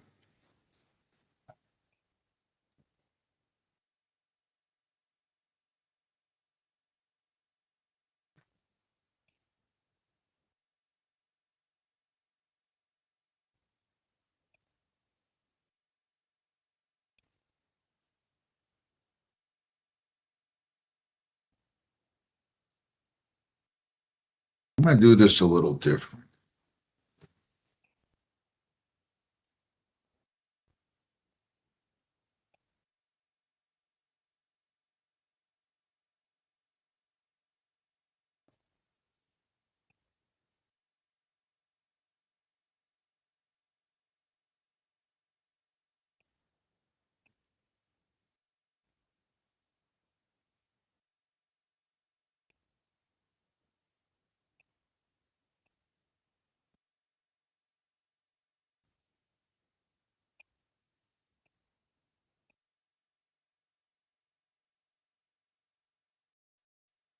Right now, the car is titled only in Ms. Hernandez's name.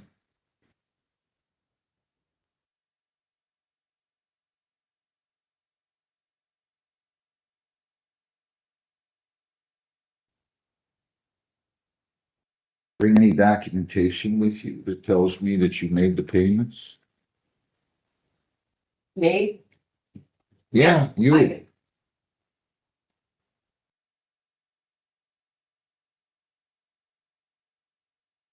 Now, before we go on, I'm gonna swear everybody to a note. And I'm gonna try to do this a little different. But I want you to know you're under oath.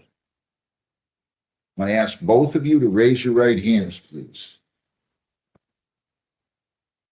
You solemnly swear or affirm under penalties of perjury that the testimony you will give of these proceedings will be the whole true self you got. Ms. Bosiger, Ms. Hernandez? Do. Let me see the proof that you have that you made the payment. She attached to her complaint documentation that does spell out that you were to pay $3,000.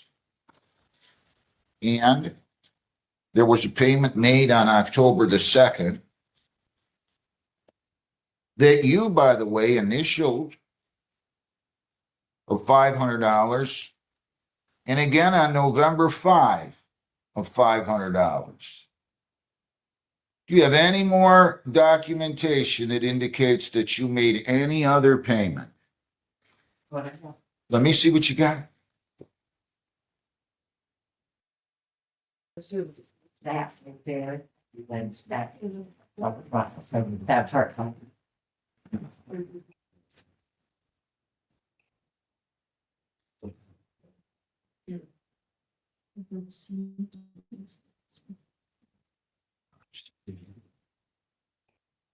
Whose writing is this in? Not right. And then on the back is what you was right. Oh, wait a minute. Those are my notes and then. Ma'am.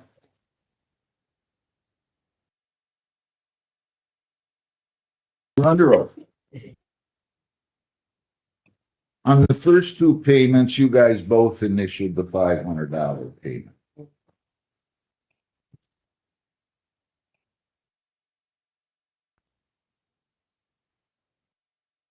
And then you just added 2,000 paid on September 25th that you wrote on the back of this, right?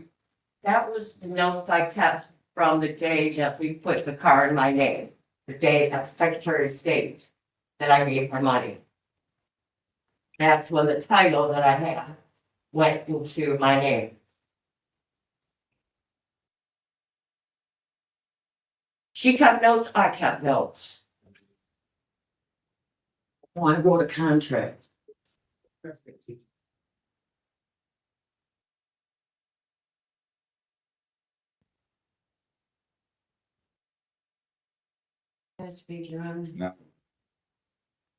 I want to know if that's your story and you're sticking to it because you're under oath. This is going to be easier than I thought. Are you telling me you paid her $2,000 on September the 25th? Yes. How'd you pay the did she pay you $2,000 on September No, 25th? Your Honor, absolutely not. She didn't have the money. She had to bail herself out of jail. That's why I offered her my college. Come on. Come up in front of my report. Show her that document. Did you ever see that page? No. I neither. Ms. Hernandez, who do you think that you are coming in here and trying to What? put that back? Give me that back, please. Who do you think you are coming in here with notes on the back of that document? That is horrible. Expecting me to buy this. And now you come in here defiantly and no, I don't want to talk. I don't care if you talk. You owe her $2,000 at minimum. Okay? How are we going to resolve this? I'm sorry? You said I don't want to talk. I just want to be asked, if you asked me a question, I will definitely answer it. You didn't pay. You didn't pay her. On September 25th at the Secretary of State. And here, September 30th is when you guys executed this other document. You signed it October 2. That was when I gave her $500 on October 2nd. Ma'am, 2 payments. I don't want to hear it. I don't want to hear it. I don't believe a word you're telling me. I don't believe a word you're telling me. There's nothing here that would add up to you paying $2,000. So if you want to act like I can't add 2 and 3 without a calculator, just you continue doing that. You're late, Mr. Robertson. Everything was cash, Your Honor. I wouldn't expect you to, ma'am. You're in a courtroom. Okay? I don't want to hear another lie. You're in a courtroom. There's nothing here that adds up to you paying that $2,000 in cash. This was dated October 2 by you. This first page. Is this your signature? Title is dated 25th of September.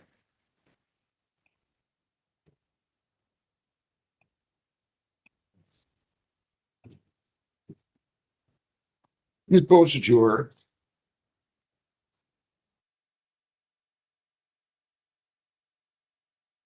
You come up here. You come up here too. Whose signature is this? My signature. Okay. Why would you sign something October 2 saying that you agree to pay $500 per month beginning October 1 with the last payment due on March 1? That would be 6 payments at $500. 6 times 5 is $300. Now you come in with this cockamamie document on the back that you hand wrote and says you paid $2,000 on September 25. That was the second document that was made up. There's copies. Quit while you're behind. It's 82-0. There's 2 outs, 2 strikes, and nobody on. Don't lie to me another second. I'm gonna really get agitated here. I told you not to lie to me when you came in here. I told you not to lie to me the other day. I sensed that you were going to come in here and lie to me. I kept an open mind, and here it is in black and white. There's no judge in the country that's going to be convinced that you paid $2,000 on September the 25. Ma'am, you just decided to fabricate a document here. That's all you did. Ma'am, talk to some other judge, some other place. You're going to figure out right now how you're going to pay your $2,000.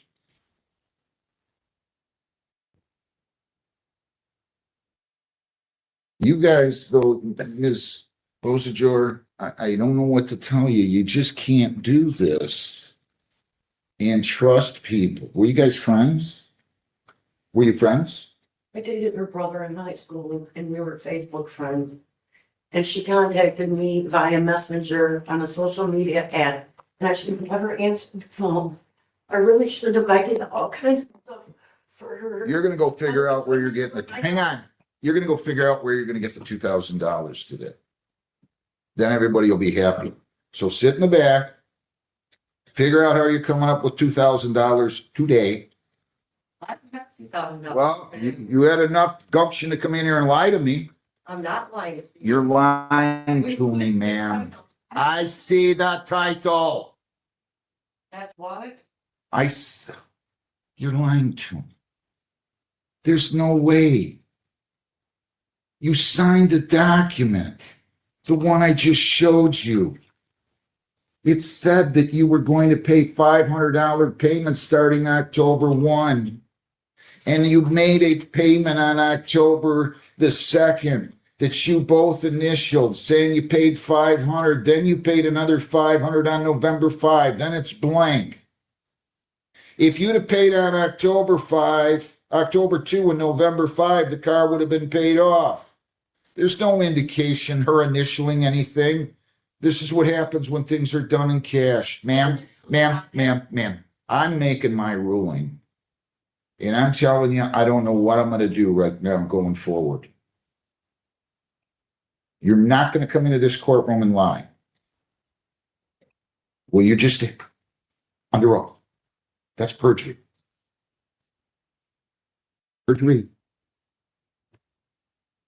It's one of the easiest calls I've had in the last 17 years. Maybe 31 and a half. You figure out who you're gonna call to come and get the money to pay this lady. Right now. And then we're gonna go from there. I'm going on to another case. Now, I could make you transfer the title over to her because you violated the terms of this purported security agreement. But I don't think that's fair with her. To her. You're gonna figure out how you're coming up with $2,000, but you're not gonna come in here and lie to me. Jeremy, Kristen, let's have a seat, you two. Jeremy, Kristen. All right, real quick, we're going to continue to run with Judge McNally, but just an FYI, fourth hour today will be more court. I'll talk more about that later, but more court. And Fleur de Lis, you're asking who Michael Groff is. Michael is, quite honestly, the backbone of what we do here. He is a panelist on Sidebar. He is a co-host of mine on In the Blind. I know that some links have been dropped for that. That's a separate show on a separate channel that we do. And he is the guest host here when I can't do this show. Michael's the best, so certainly get to know him. Anyways, let's ride some more with Judge McNally. 46 to Lowe's, correct? Yes, Your Honor. And is that correct, Mr. Granada? Yes, Your Honor.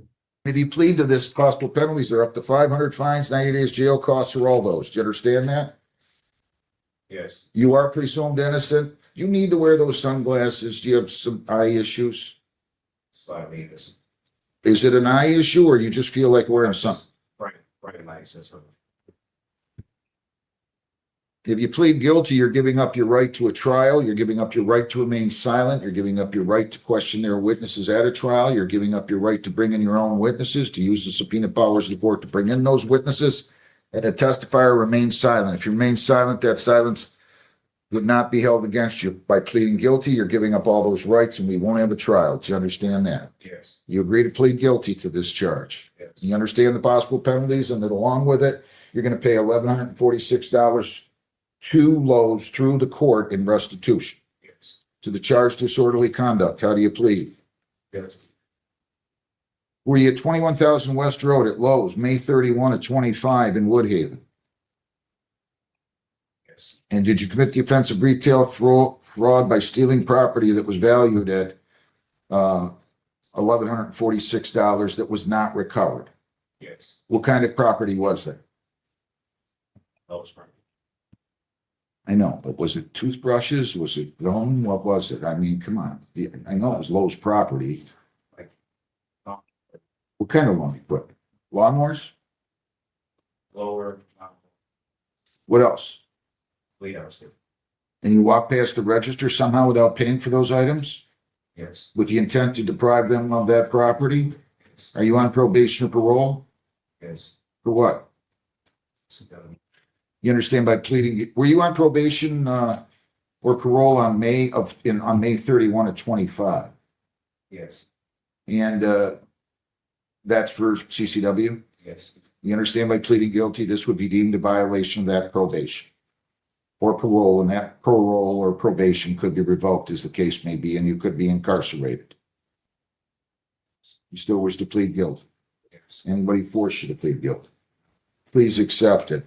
Did you guys ever get that, I'm gonna accept your plea to disorderly conduct, dismiss the retail fraud, order a pre-sentence report? Was there any indication, counsel, did I ask your appearance since we started on this? Okay. Was there any indication of alcohol or drug use or anything? No. I'm gonna order a pre-sentence report and a sentencing date. Was a co-defendant, Your Honor, who does not have a I see. All right, give me a sentencing date. Heather,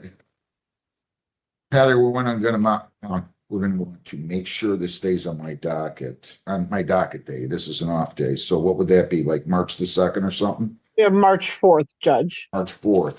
And we'll do this at 8:30. I will be in court March 4th as well. Okay, March 4th at 8:30 a.m. Okay? You're going to go down the hall, get your notice. Then you're going over to probation where you'll fill out a you're going to be interviewed, okay? Wish you well. Good luck.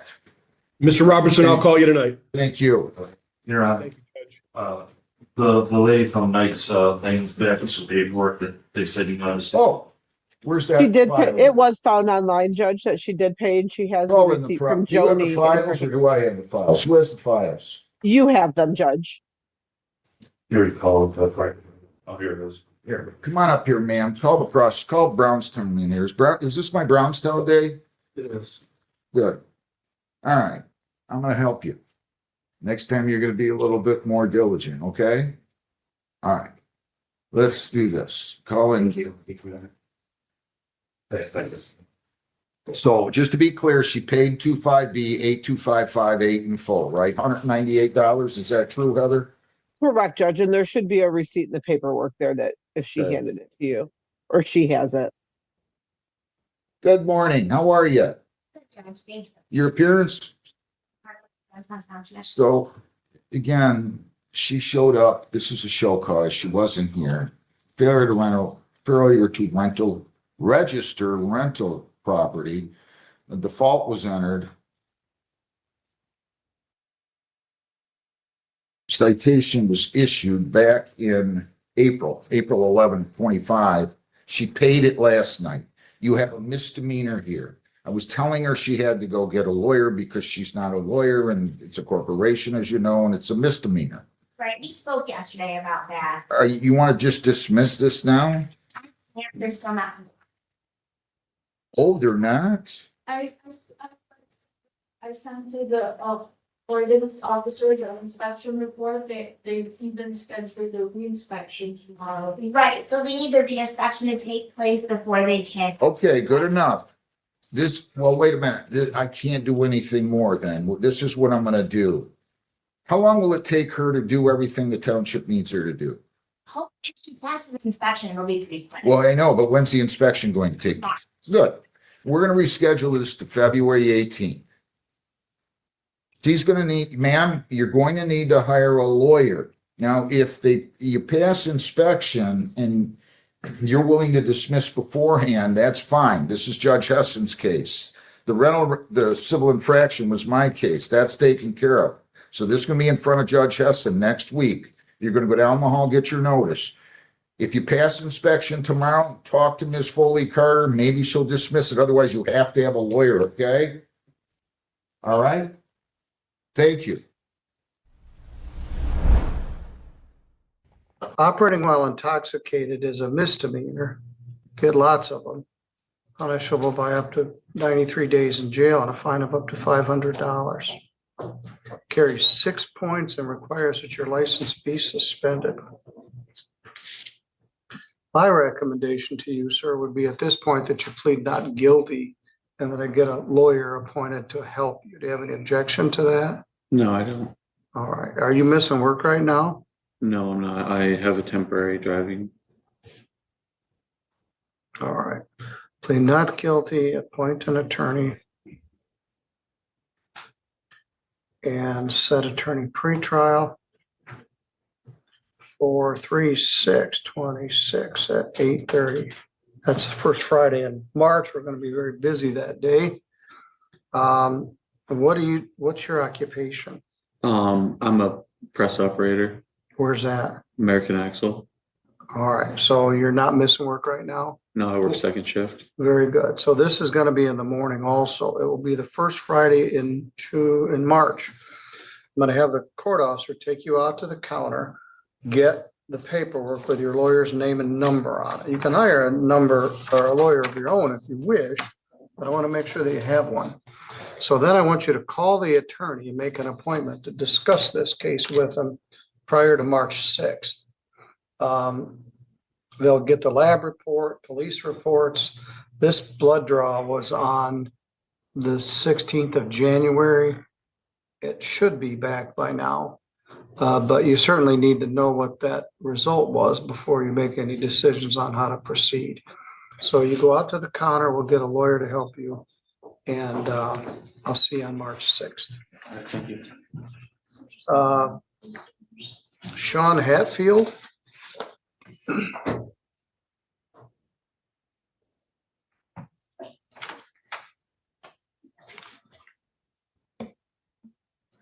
Good morning, sir. Are you Sean Good Allen morning. Yes, sir. Hatfield?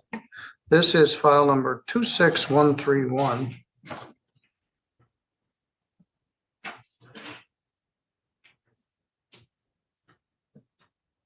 You got a ticket for no insurance and driving with a invalid license.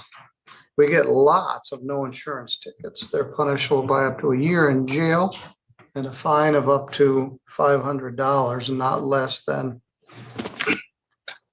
$200.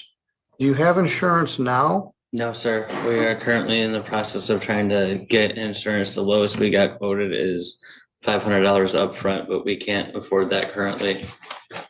What about getting your license straightened out? I'm going up there to the DMV after I get out of my interview today for graphic packaging and scheduling an appointment to get that taken care of.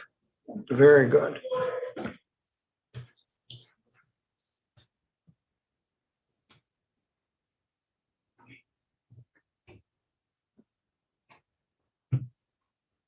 If this hits your driving record, it's going to suspend it. Okay. And so my suggestion is that we adjourn this and give you some time to get that stuff straightened out. Okay. Adjourn it about a month. Is that acceptable? Yeah. All right. Well, you were supposed to show up on the 4th. Today's the 11th, so you didn't have any luck with either of those things in the last week? No, we were out and about trying to get that taken care of and whatnot. And insurance was the first thing on my mind to get, so the vehicle was legal and whatnot. I didn't think about going to set up the appointment. All right, well, let's set this out. Today is February 11th. Let's set it for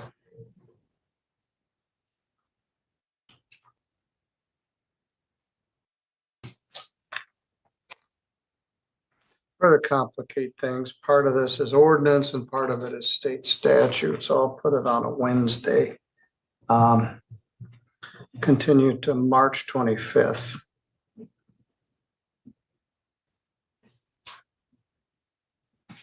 Are you missing work right now? No, sir. I am currently between jobs. All right. Well, there's a lesser charge of each of these. If you come in with a valid license and insurance, the prosecutor will be very likely to give you some consideration to reduce these charges. Okay.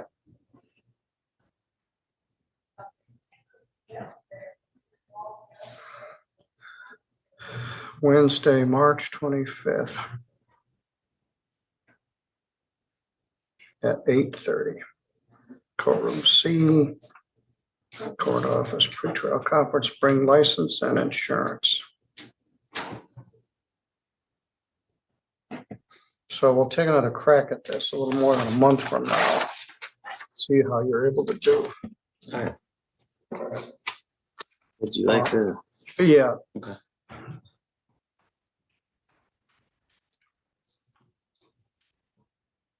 All right, you're good to go.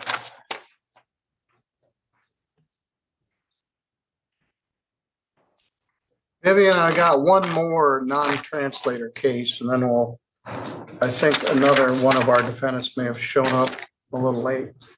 Okay. Maddie Witt.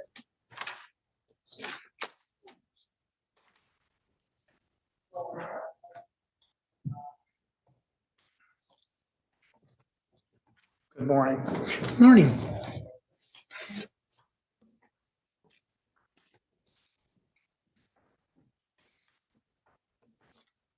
All right, this is file number 252482.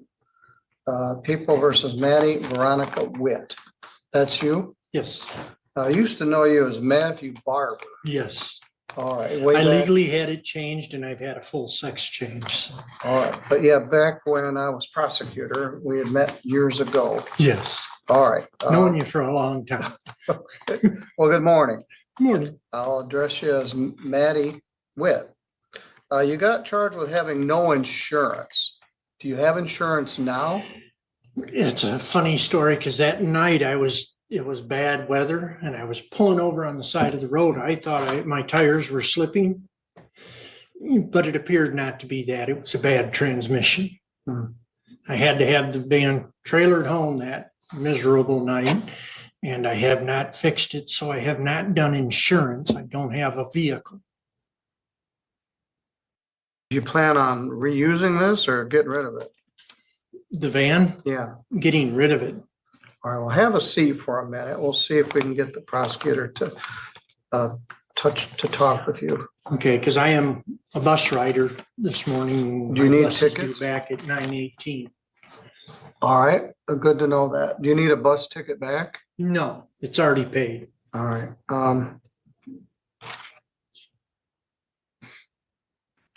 All right, have a seat. They're supposed to start the pre-trials at 8:30. The persistent that usually does them is off for a little bit. So we'll get somebody, but you got a bus to catch at 9:18. We'll let them know that. All right. January 11. What kind of van was it? It was a Mercury Monterey. Was actually a very, I hate to get rid of it, but it was a rare one. All right. That's a state statute. 2005. All right, Laura, would you let the prosecutor know we need assistance with a pretrial? And he's got to catch a bus. Or she's got to catch a bus.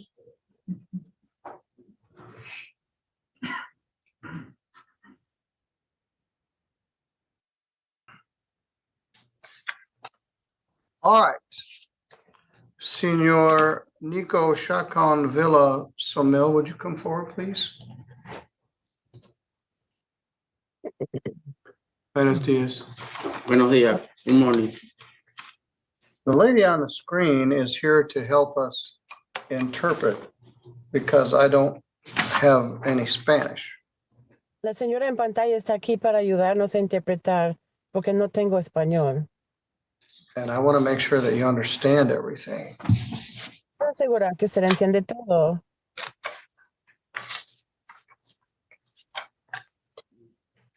I can't hear, Your Honor. It's just very low. Yeah, we can't hear you very well, Vivian.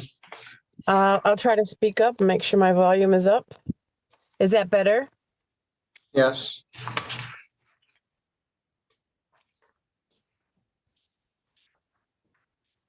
Ms. Montero, would you raise your right hand?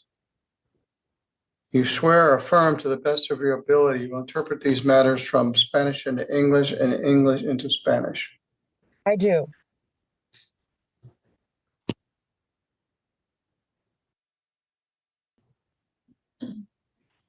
Would you state your name for the record, please?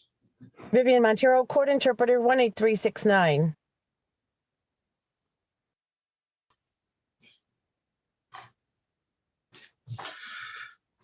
Senor Chacon Villanosmi,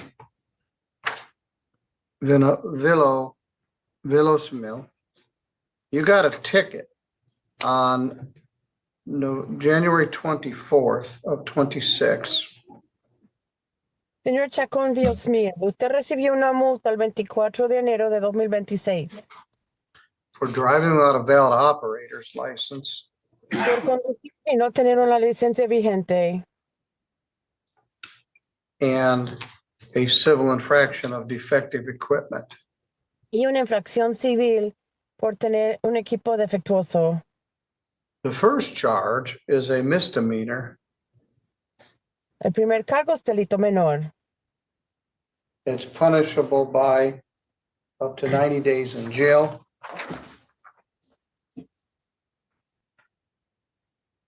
Conlleva una máxima penalidad posible hasta 90 días de cárcel. And a fine of up to $500. Una multa hasta $500. The second charge is what's called a civil infraction. El segundo cargo es lo que se llama una infracción civil. It is punishable by a fine only. La penalidad es una multa solamente. The normal fine for that is $105. La multa normal para ese cargo son $105. This gentleman in the corner over here is the city attorney or assistant city attorney for Sturgis. Señor que está aquí en ese rincón es el Ministerio Público para la ciudad de Sturgis. His name is Mr. Tim George. Su nombre, licenciado Tim George. Mr. George, would you dismiss the civil infraction if he pleads to the other charge? Licenciado George, ¿usted estaría dispuesto a desestimar la infracción civil si él contesta culpable en el otro cargo? Yes, Your Honor. Sí, su señoría. The city attorney would dismiss the defective equipment ticket, which would save you $105. El agente del Ministerio Público está dispuesto a desestimar la multa de infracción civil, lo cual le ahorraría $105.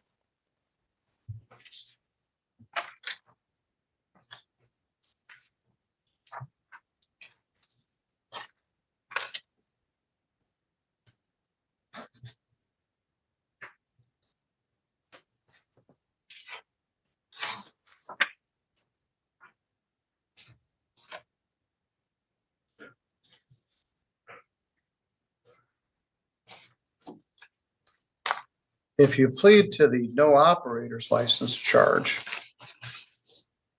Si él contesta culpable al cargo de no licencia,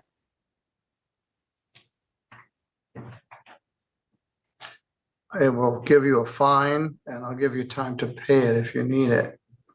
voy a poner una multa y le doy tiempo para pagarla si necesita tiempo.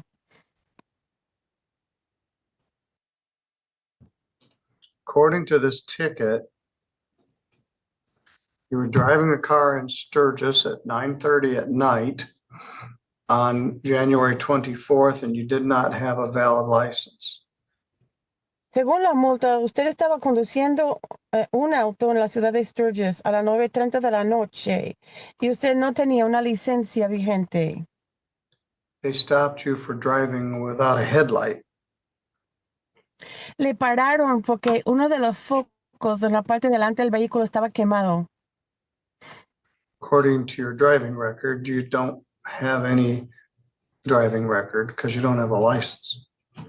Según su historial de conducir, pues es inexistente porque usted no tiene licencia para poder conducir. Are you willing to plead to that charge of operating a vehicle without a license? ¿Está dispuesto a contestar culpable ese cargo de conducir un vehículo sin tener una licencia? Sí. Yes. Did anyone threaten you to get you to plead to that charge? ¿Alguien le amenazó para que contestara culpable? No, Or promise you anything? ¿O le prometieron algo?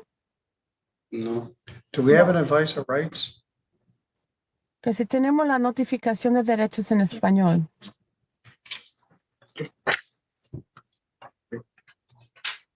Do you understand that by entering this plea, you're giving up these rights that we gave to you in Spanish?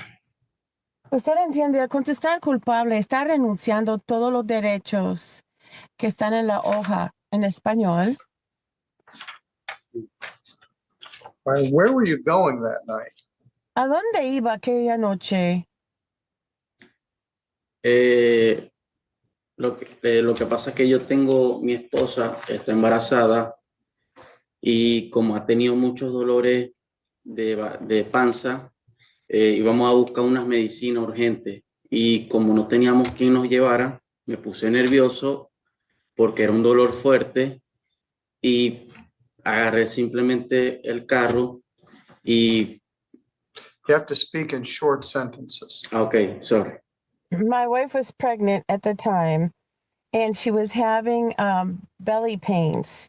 So we went urgently to get some medication. There was no one to take us. So I took the vehicle because I was very nervous regarding what was happening. All right. And you did not have a license? Y usted no tenía licencia. No. Did you ever have a license anywhere else? ¿Había tenido una licencia en su país o en alguna otra parte? Sí. From where? Yes. ¿De dónde? En Venezuela. From Venezuela. All right, but it's not valid presently. Pero ¿está vigente actualmente o no? Como tengo mucho tiempo sin estar en Venezuela, no sé si estará vigente todavía. Since I haven't been in Venezuela for a long time, I don't know if it's still valid or not. It's not.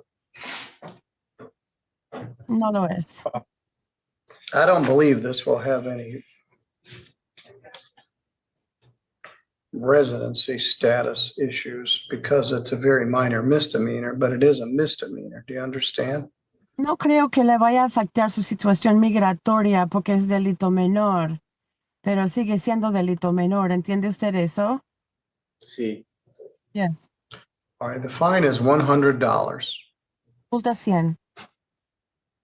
There's $125 of costs that go to the state. Thank you, Angelique.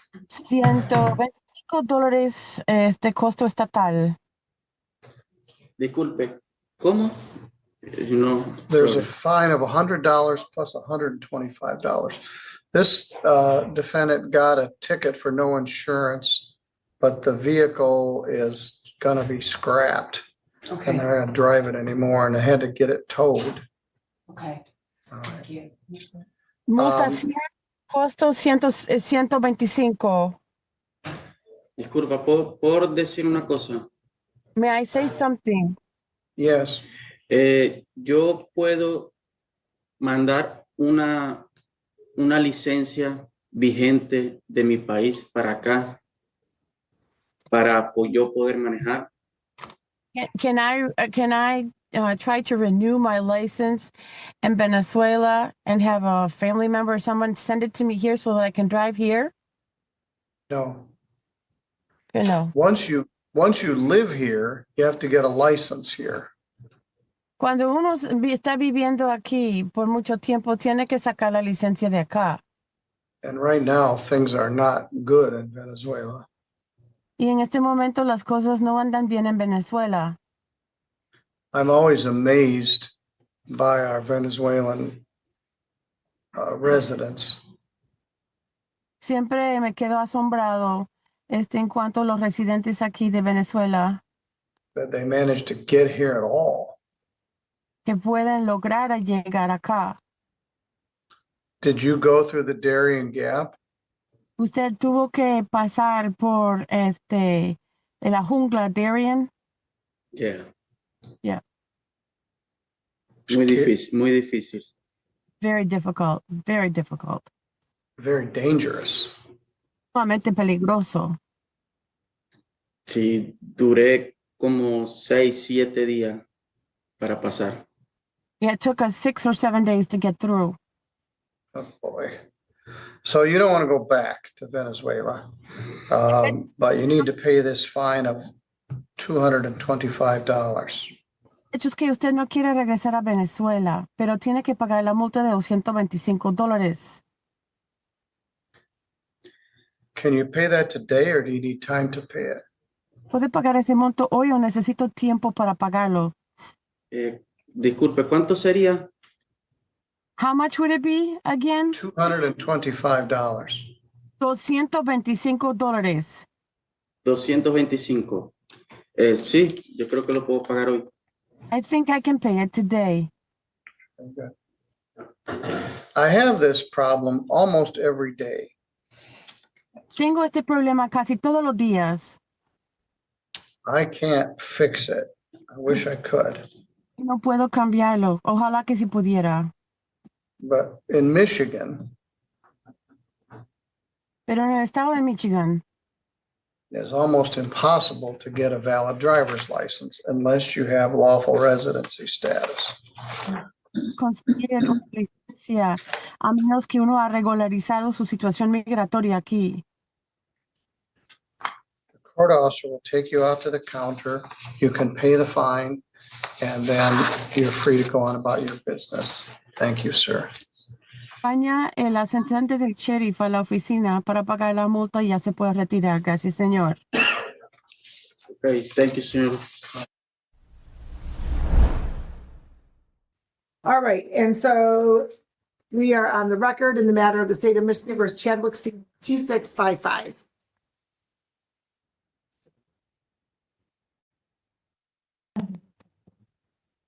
Okay, good morning, Mr. Stamper. Okay, you're waiving your right to an attorney? Yes, Okay, we have a waiver that we need you to sign and then we'll call this matter up, okay? I believe I already signed it. I don't, well, let me see here. Oops, yep, it's on the other side. Okay, I missed that. No, that's okay.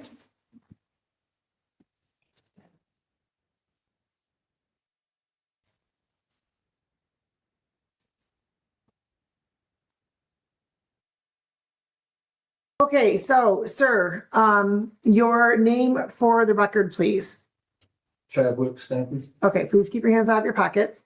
Today is the date scheduled for your arraignment and pretrial in these matters. And sir, do you know why you're here? Do you want the court to read the charges or do you want to waive the formal reading and continue with the proceedings? You can waive the formal reading. Okay, the court will waive the formal reading, enter a plea of not guilty for purposes of the arraignment. And sir, you had an opportunity to speak to a prosecuting attorney today, correct? Yes. All right, and there seems to be a resolution, correct? Are you picking them up? Yes. Okay. And so, sir, what is the nature of that resolution for the record? The nature of the resolution was that the driving while license suspended second offense was going to be dropped and I was going to plead guilty to the low option person. Okay.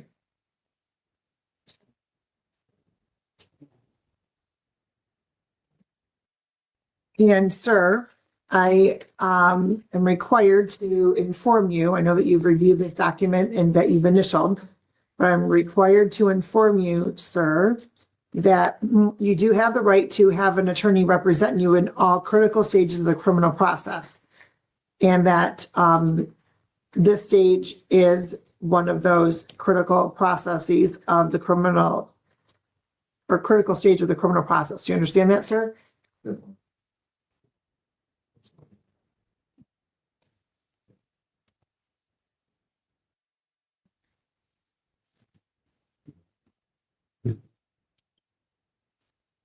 And you do understand, sir, that if you wanted to have an attorney represent you, you could have one appointed to represent you at no cost. Do you understand that? Yes. And knowing all of that, do you want to continue this process representing yourself? Yes.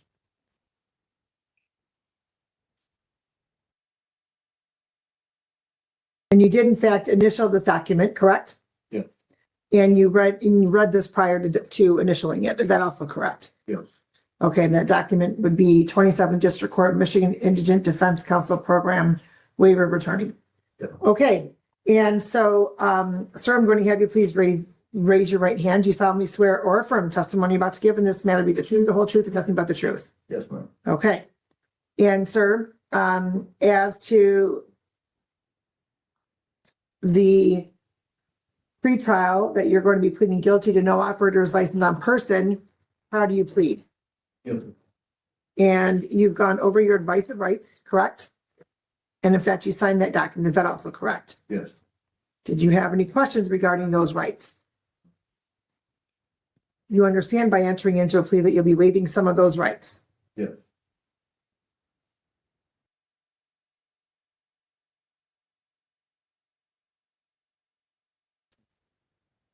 You also understand, sir, the possible penalty as a result of your plea, whether in this court, any other court or administrative agency. Yes. Which that administrative agency could be the Secretary of State. Also, are you on probation or parole anywhere, sir? Okay. And so knowing all that, do you want to continue with your plea? Yes. Has anybody promised you anything, threatened you, or coerced you in any way for you to enter into a plea? No. Any immigration issues? No. Sir, on the date in question, that being January 8th of 2025, were you in the city of Wyandotte? Yes. And you had police contact at some point, correct? Yes. And you were operating motor vehicle, is that also correct? Yes. And upon request of the police officer at what seems to be a subsequent traffic stop, you were unable to provide a valid operator's license to the officer, correct? Yes. And that was in the city of Wyandotte. Is that also correct? Yes.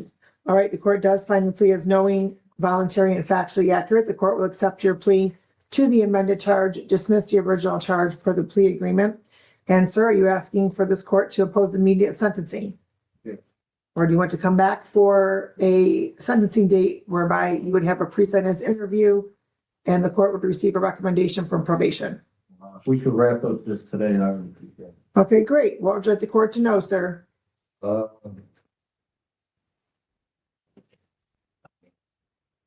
you guys know. Right, about the offense or about you?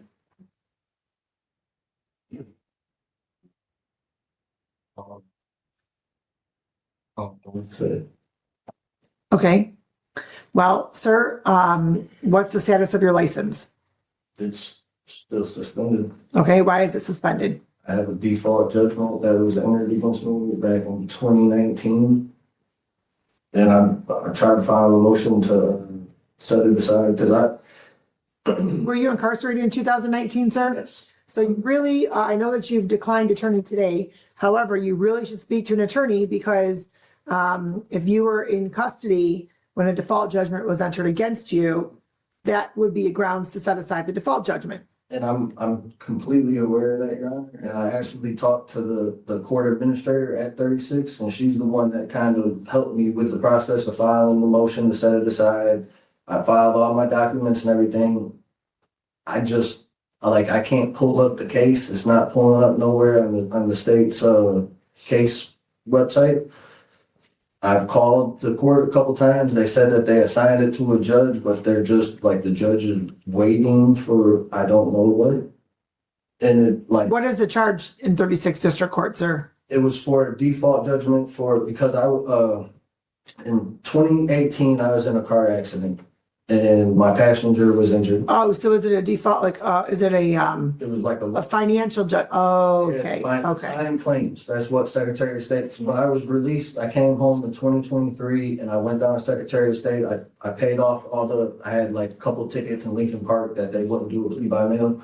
So I had to clear up some of those tickets. And then Secretary of State's like, oh, well, you have this assigned claims. It's like 10 grand. You gotta deal with, and they gave me a number to this debt collector and I had to pay like $500 down. I was paying $150 a month and they gave me my license back. They lifted the hold off. I had my valid license and everything. And like 4 months into it, I made my payment. And like 2 days later, the debt collector called me and they're like, oh, well, it's showing that your payment didn't go through. So you're going to have to make another payment. I couldn't afford to make another payment. And I tried to explain that. And when I had seek counsel at that time, and they told me a little bit about how shady debt collectors could be and stuff. So when I did a debt validation letter, I sent to the debt collector, and they sent me back, and that's when I was aware that it was a default judgment that was actually entered against me. As a result of you having a debt collection agency? No, it was prior to that. It was from the car accident, right? From 2019, and when that whole litigation was happening, when they tried to sue me, essentially, is the insurance company that tried to sue me, and I was never made aware of that. So when I came home, Secretary of State said you had a signed claim, and she mentioned something that looked like it was a car accident, like. Okay, I'm aware of what it is, but I had never been certain. So what motion did you file, sir, in 36 District Court? I filed a motion to set it aside or vacate it. And I can't think right off the top of my head the exact Michigan court rules. Right. I was using for it, but I was using it for essentially because I was never made personally aware. When did you file that motion? It was November 4th, I believe. Of 25? 25, yeah. Okay. And so, sir, why were you driving on January 8th of 2025? Honestly, I'm not going to make an excuse. That's fine. Made a poor decision. Great. Okay. How many more poor decisions have you made? Do you continue to drive? No. That's why she hasn't missed work to bring me here today. Okay. And so where do you work? I'm unemployed right now. And that's one of the biggest obstacles that I'm having with finding employment is not having a driver's license. Okay. And so you reside, okay.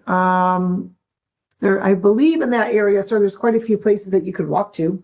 Oh, yeah, I've been around and I filled out application, like even Burger King, for whatever reason, like they're like, I fill out application, they tell me I'm like perfect candidate, talking like on spot interview, and then it's just like nothing. No calls backs, no. Maybe after they run your background check. There is also a program, sir, for individuals that have felonies on their record. There's a program to assist with employment that way. So you really need to look into that. Yeah, I've been looking into a lot of different employment. I know this is kind of off subject, but I have been trying to prepare, like it's an idea, it's a community-based program that I would like to try to start, called Evolutionary Seeds for Life. And Evolutionary Seeds. Seeds, okay. Yeah, Evolutionary Seeds for Life. And basically what it is we try to help engage and communicate within our community, our neighbors and stuff, and try to bring back the practice of like personal gardening or hobby gardening, stuff like that, where people start growing their own food. Because I mean, I'm sure we all can relate to the prices of food is getting crazy. But not only that, but just like bringing people back together, man, to where everybody can come together as a community. If you got certain foods growing, we got certain foods growing, maybe we could swap it out or whatever. But honestly, like I'm really passionate about gardening. Like I have ADHD real bad, and I also have like PTSD. Like it's killing me being in this courtroom right now because of my criminal past and the years that I've already wasted of my life being in prison and stuff, and so it's like I'm trying to find a way that I could kind of share my personal, like what I get out of gardening, because when I garden and stuff, like it brings me a sense of peace, like I can breathe. And I know that if I can share that with other people, man, I feel like there's other people that are similar to me in similar circumstances that could benefit from this. And it's just like not having a license, man, is like your lifeline. And in this area, you are correct. However, excuse the fact that I'm breaking the law. well, no, that was not what I was going to say. I was going to say a few things based upon what you said. And so, sir, yes, you may have made some poor choices that landed you in prison. But you can also look at that as a huge learning experience and take what you've learned from your time that you say was wasted in prison, okay, and do some positive, which seems to be what it is you want to do. What I was going to say also is that the weather is breaking, and so if you have a bicycle, or sometimes police departments auction off bicycles, you can do that, right? Because then you can bike to wherever it is you have to work or what have you. But you should strongly look into the, I forget the name of the, no, that too, but the name of the program that hires convicted felons for employment. There's a program, and there are companies that do that. They give individuals another chance. So you really should look into that so that you can get that information. You can start earning some money, and then can kind of maybe be able to promote your community garden idea. Okay, so here's what I'm going to do, sir. You posted a bond, and that was in your name, correct? What? Yeah. Yes, it's in your name. Okay. So here's what the court's going to do.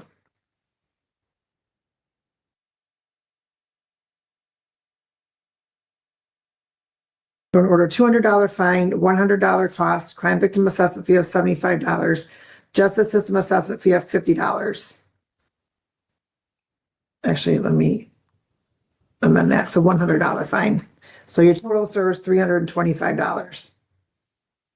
Stop at the window. You'll get some of your bond back, returned to you. It'll be mailed to you, sir.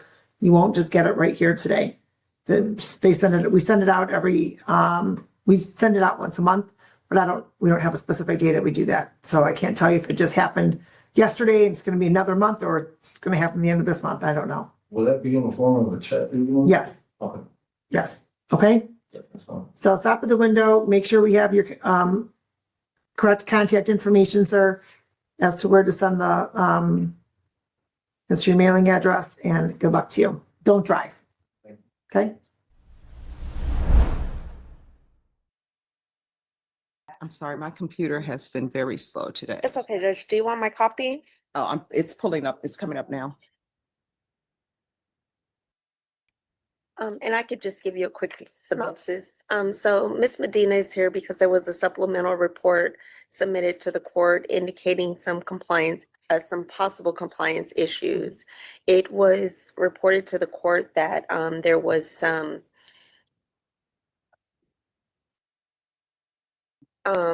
inappropriate behavior while doing while she was at a office visit, and then there's been marijuana use, and basically that's it, Judge.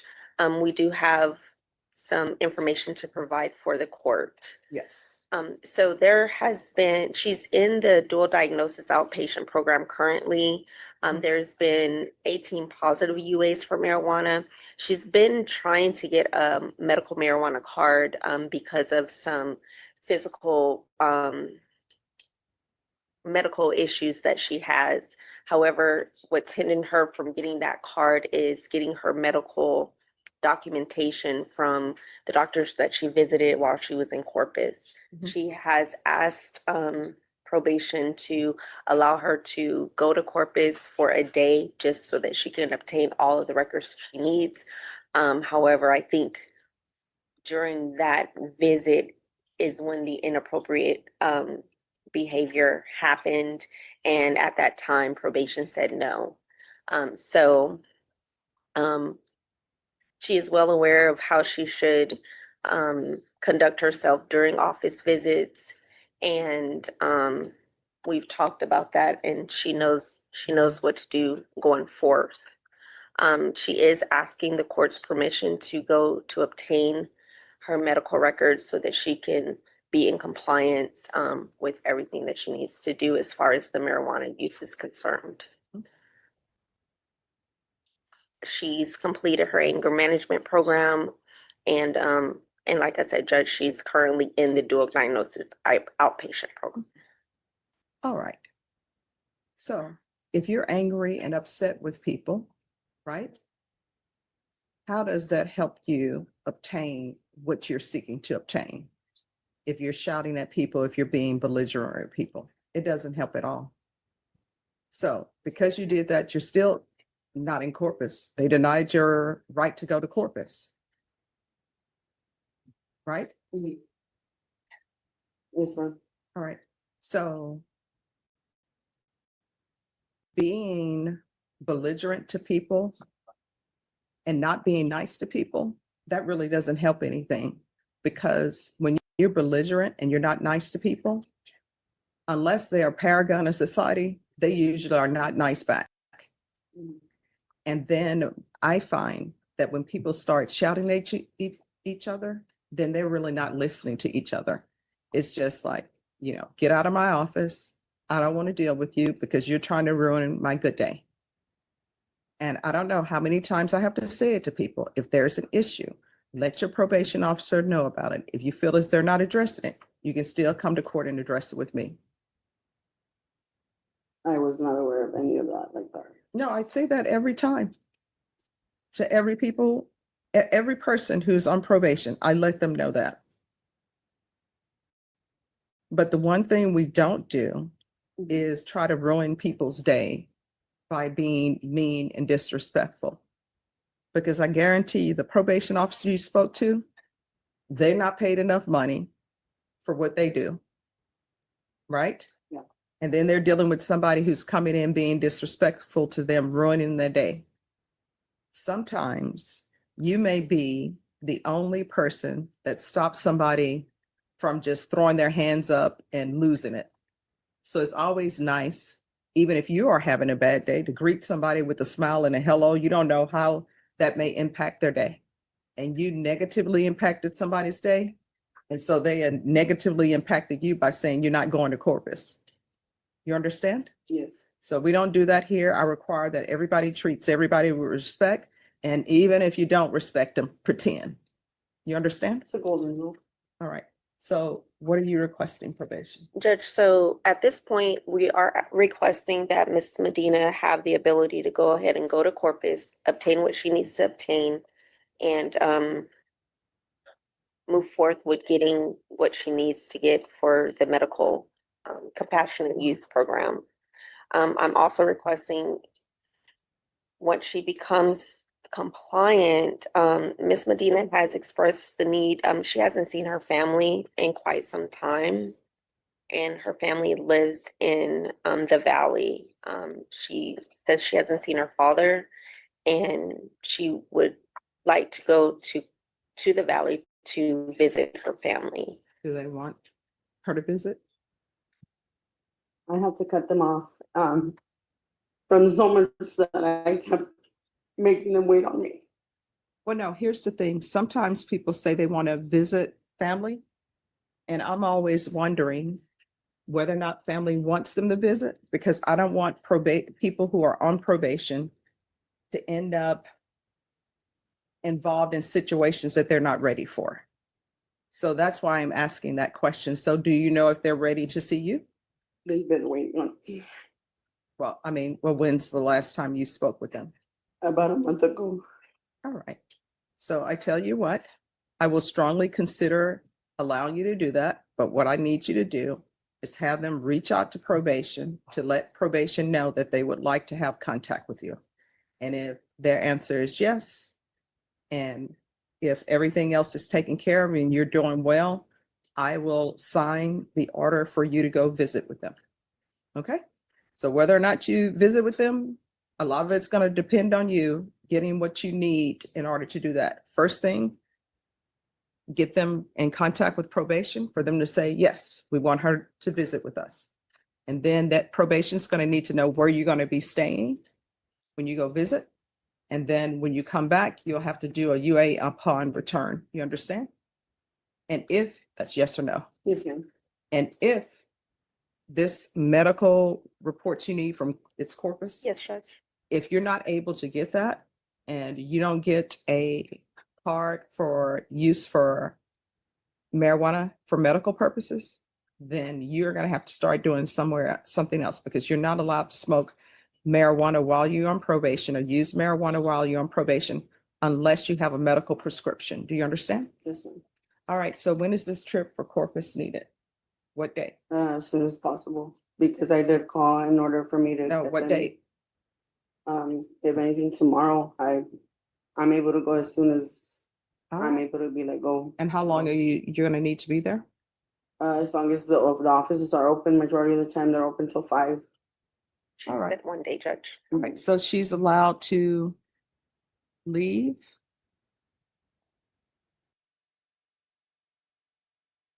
February 13th. You may want to call them, because sometimes doctors' offices, they close early on Friday or they're off on Friday. And Monday is a holiday for some offices as well, so they may close early.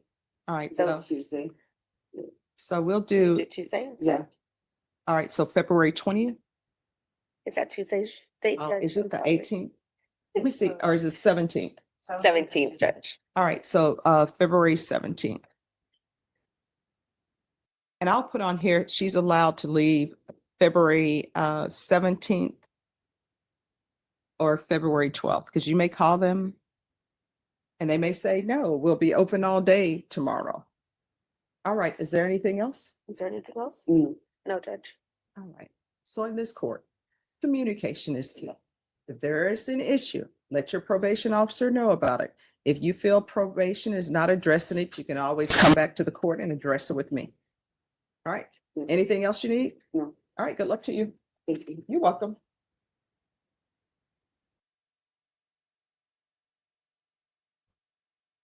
All right, I'll continue to keep an eye on Judge Boyd, wait for that other defendant to come back, but let's head up to Michigan, Judge Mom. Good morning, I'm Neil Boyd here on behalf of Pierre Smith. Mr. Smith, please state your name. Pierre Smith. All right, thank you. Did that come through? Okay, and do it a little bit more loudly, please. Peter Smith. Perfect. And today is the date scheduled for the arraignment and the pretrial in these matters. And counsel? Yes, Your Honor. My client waives formal reading and stands immune to the charge. The court will waive the formal reading, enter a plea of not guilty for purpose of the arraignment and as to the pretrial.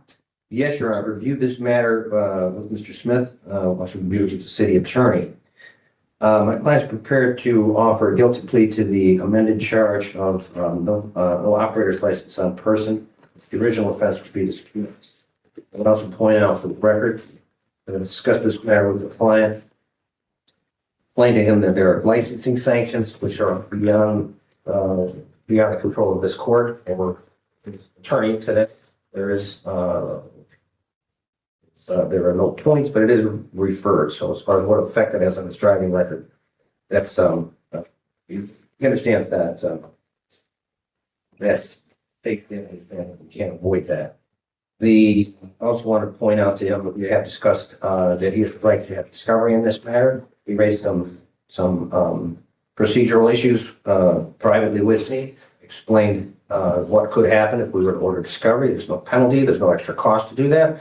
But he advised me that knowing that, he's prepared to go forward and accept the plea today to resolve the matter. Is that correct, Mr. Smith? Yes. Thank you.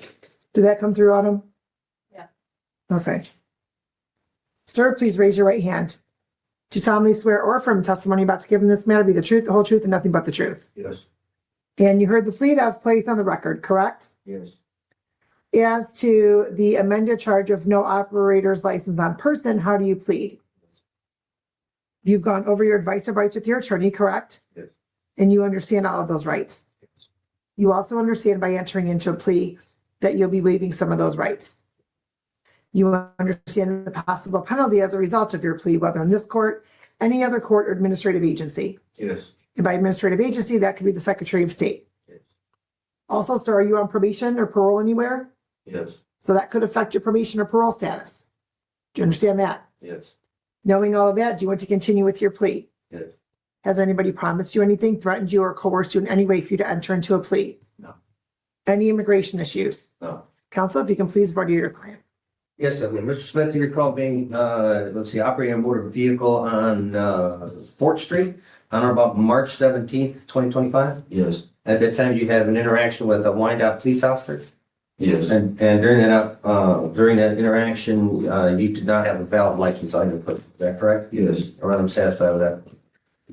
All right, the court is also satisfied the plea is knowing, voluntary, and factually accurate. The court will accept your plea to the amended charge, dismiss the original charge per the plea agreement. And as to sentencing, counsel, you asking for immediate sentencing? Yes. Okay. Same, if I can say a few words Yes. about Mr. Smith.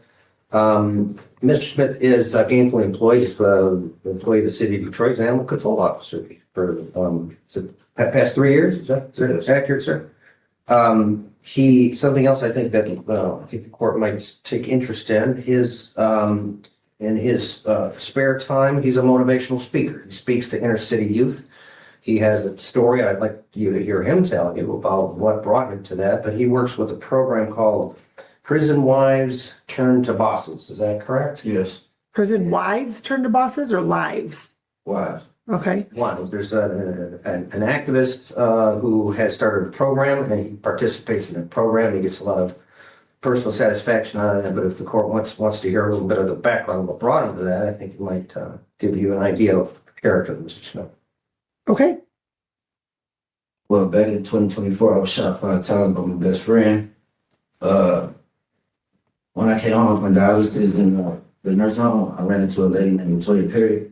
She told me my story was interesting. She would like for me to follow her and go speak to the youth, but she speaks to the older people, the generation that she speaks to. And so since then, I've just been waiting off and I go to different juveniles from Macomb County, St. Clair Shores. This week, I'm supposed to go to Toledo, Ohio. And that's what I just do when I don't work at the animal shelter. Okay. And sir, how do you get to those places? Well, she pays for our trips because we all ride on the bus together. Okay. And at the city of Detroit, or do you work animal control with a partner? I work for the city of Detroit Animal Control Office. I understand that. So do you work with a partner or are you on your own? Yes. Okay. And what is the message that you give to the youth? Well, I tell them, well, back when I was growing up, nobody ever told me like, what's the last four letters of friends? E-N-D-S, all of it comes to an end at some point in time. I always thought, you know, friends is always there forever. No one ever told me like, you know, when you get older, you gotta wing off and do things your own. You gotta understand that no one's gonna be here with you forever. No matter who they are. It can be, you can know it for 20, 30, 40 years. Never know. Right. Interesting. E-N-D-S. The first three letters are F-R-I, which could be fry, right? Sometimes your friends leave you out to fry, Yeah. right? They're not really your friends. So, sir, how long have you been doing that? I've been home for about 1.5 years now. So I should stay up to like, well, it's almost 1 year now. Okay. And so,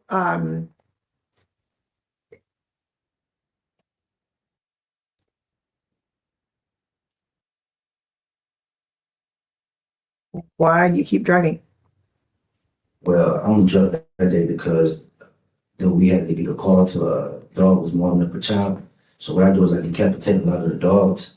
And there's only a few of us there that can do it. And I had to get there so we can decapitate the dog to stick the head out to see if the dog had rabies because the kid had to go to the hospital. Okay. So why don't you just hop in an Uber or a Lyft? To be honest, it was a random sitting right there. I didn't think about it. I was just trying to get there the quickest way possible. I get it, but Uber and Lyft drivers are a dime a dozen in this area because, right, it's a very highly populated area. So you could probably get there and it would have been a lot less expensive, right? Yeah. Okay, how'd you get here today?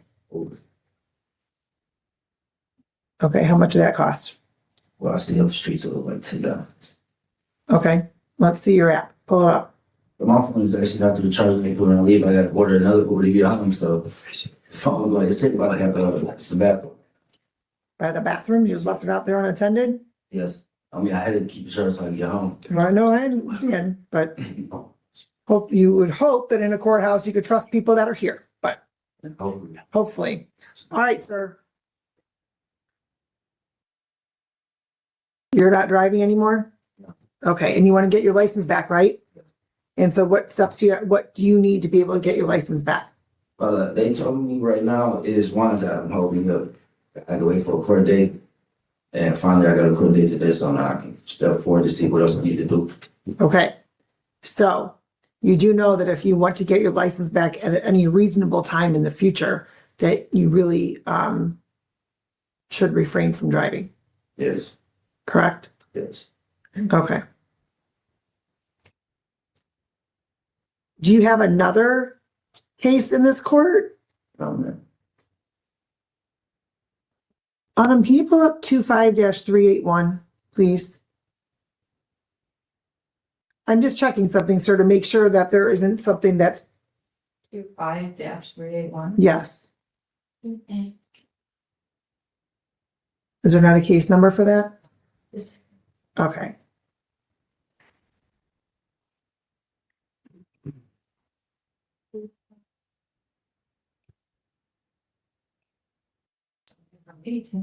No. Oh, no. Okay, so there's nothing pending for Mr. Smith. Okay, I just want to make sure, because there was another case number on your receipt, sir, and then for your bond, and it was moved to this case, so I just wanted to make sure there wasn't another one that maybe you had forgotten about or something, so. All right, here, sir, I'm going to do you a solid, all right? I'm going to order a $100 fine, crime victims fee of $75, justice system assessment fee of $50.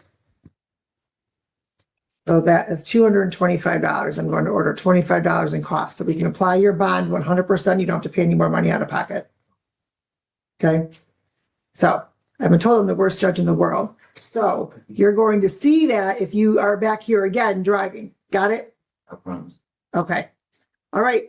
Have a good day, sir. Just stop over at the window in case you have to sign something over. Okay. All right. Thank you. All right. You're welcome. Good luck to you. Thank you. Julian De Luna. Julian what? De Luna? Yes, De Luna, spaced out. Mr. De Luna is here on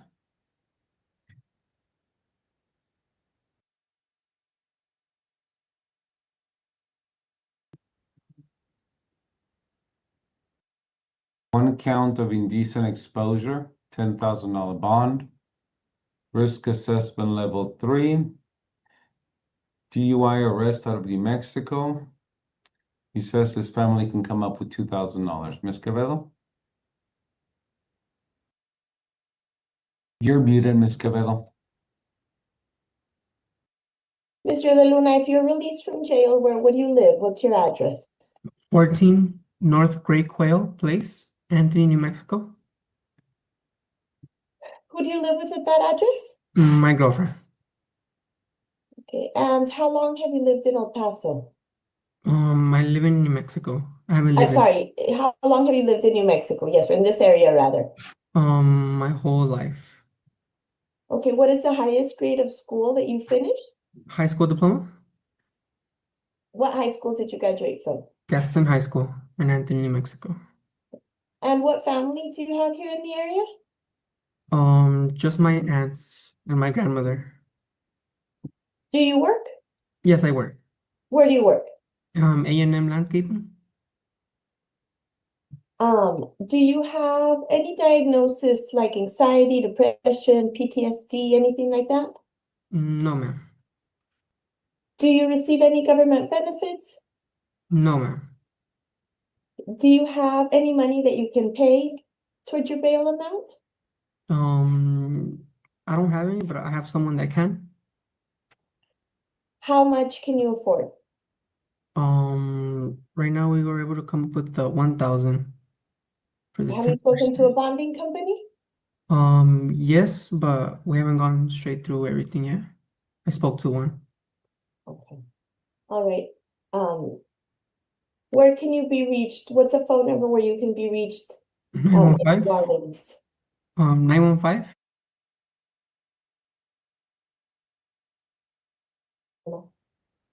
Your Honor, based on the information provided, we're respectfully requesting a bond reduction or any relief the court might find fitting at this point. Thank you.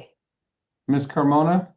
Yes, Judge. So this occurs at the TJ Maxx on 6450 North Desert Boulevard. The police arrive and they speak with Amber Hernandez, who is the loss prevention officer. She stated that the defendant was still inside the store and gave a description of him. So they walk up to him and they detain him pending an investigation. They meet with Hernandez in the office and look at the surveillance footage. You can see the defendant shows him walking the aisles. Appears to them that he is recording female shoppers. He then grabs a black sweater and uses it to cover his groin area.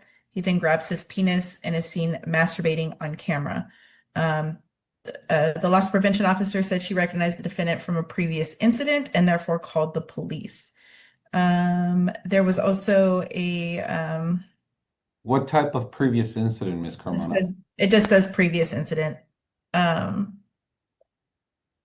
says the complainant stated they met with another complainant who was also loss prevention at the store, who stated Hernandez had recognized him and told the complainant to keep an eye on him while she called the police.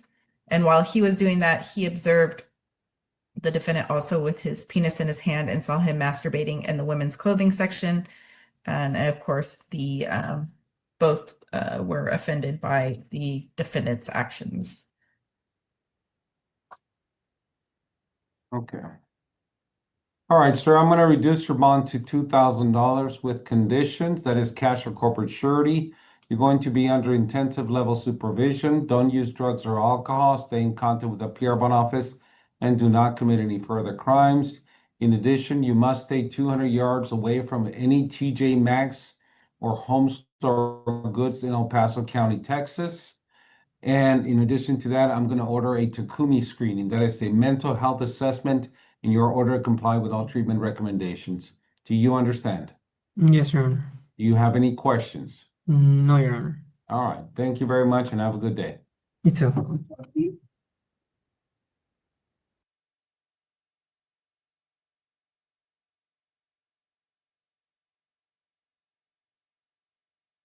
What is your name, sir? Adam Ortiz. Ortiz.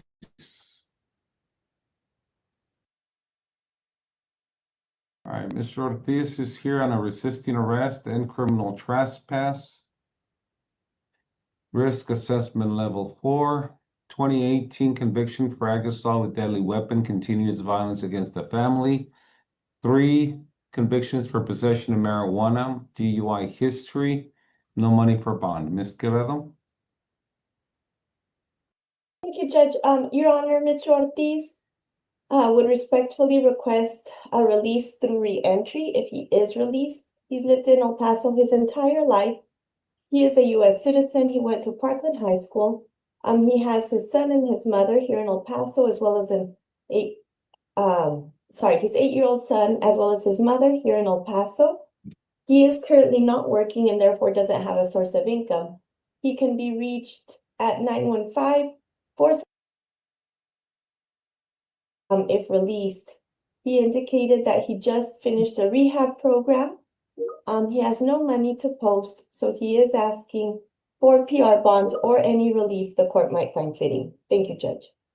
Ms. Carmona? Yes, so the victim in the case is his mother. I'll spell her name, Awilda Ortiz. The address being 5913 Falcon. Basically, she stated that she was notified by a neighbor that her son had entered her residence. The neighbor told her that they saw the son jump the fence, which is, I guess, a 12-foot wooden gate, and access the backyard of the residence. So she went ahead and went home. She arrived at her residence, she opened the door, and she began to call out for the defendant. He responded from inside the residence that he was there. She told him several times that he needed to leave, which he refused. She says that he has not lived at that residence for over 1.5 years, and she never gave him permission to be allowed inside the residence. So they go ahead and she goes ahead and calls the police. The police arrive. They find him in the backyard of the residence. He's being pretty uncooperative with the officers, not wanting to, come out from the backyard.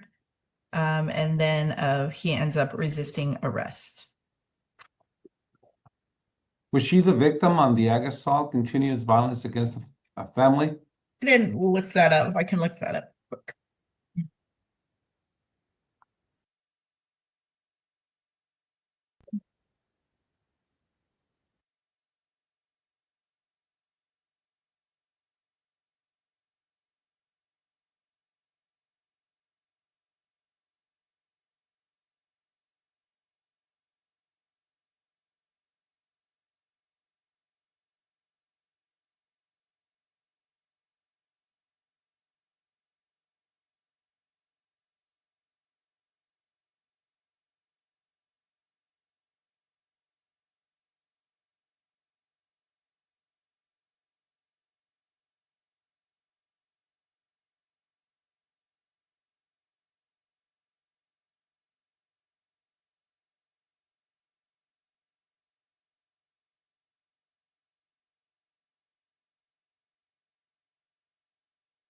Enriqueta Vargas. Yeah, not the same victim.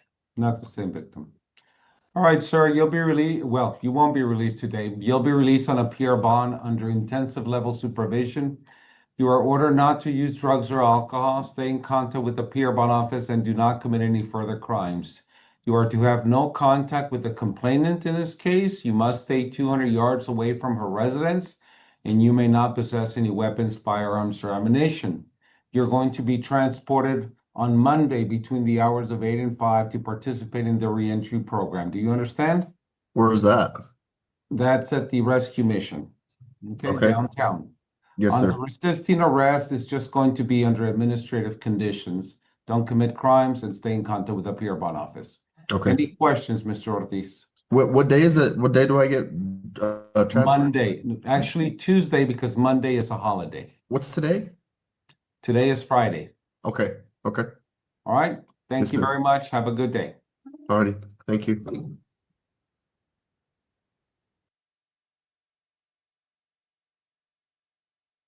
I have a question. Are they gonna bring my previous charges? They do bring up your history. Then I'll Luca last, or Okay, that's fine. Have a seat. You are the last one. Guys, let's go back. Let's go back. Sir, what is your name? Oh, sorry. Turn around that way. Cannabis Sativa Smith.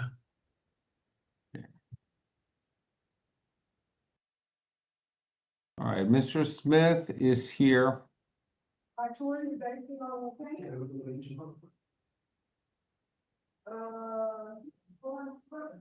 For indecent exposure, $10,000 bond, risk assessment level 3.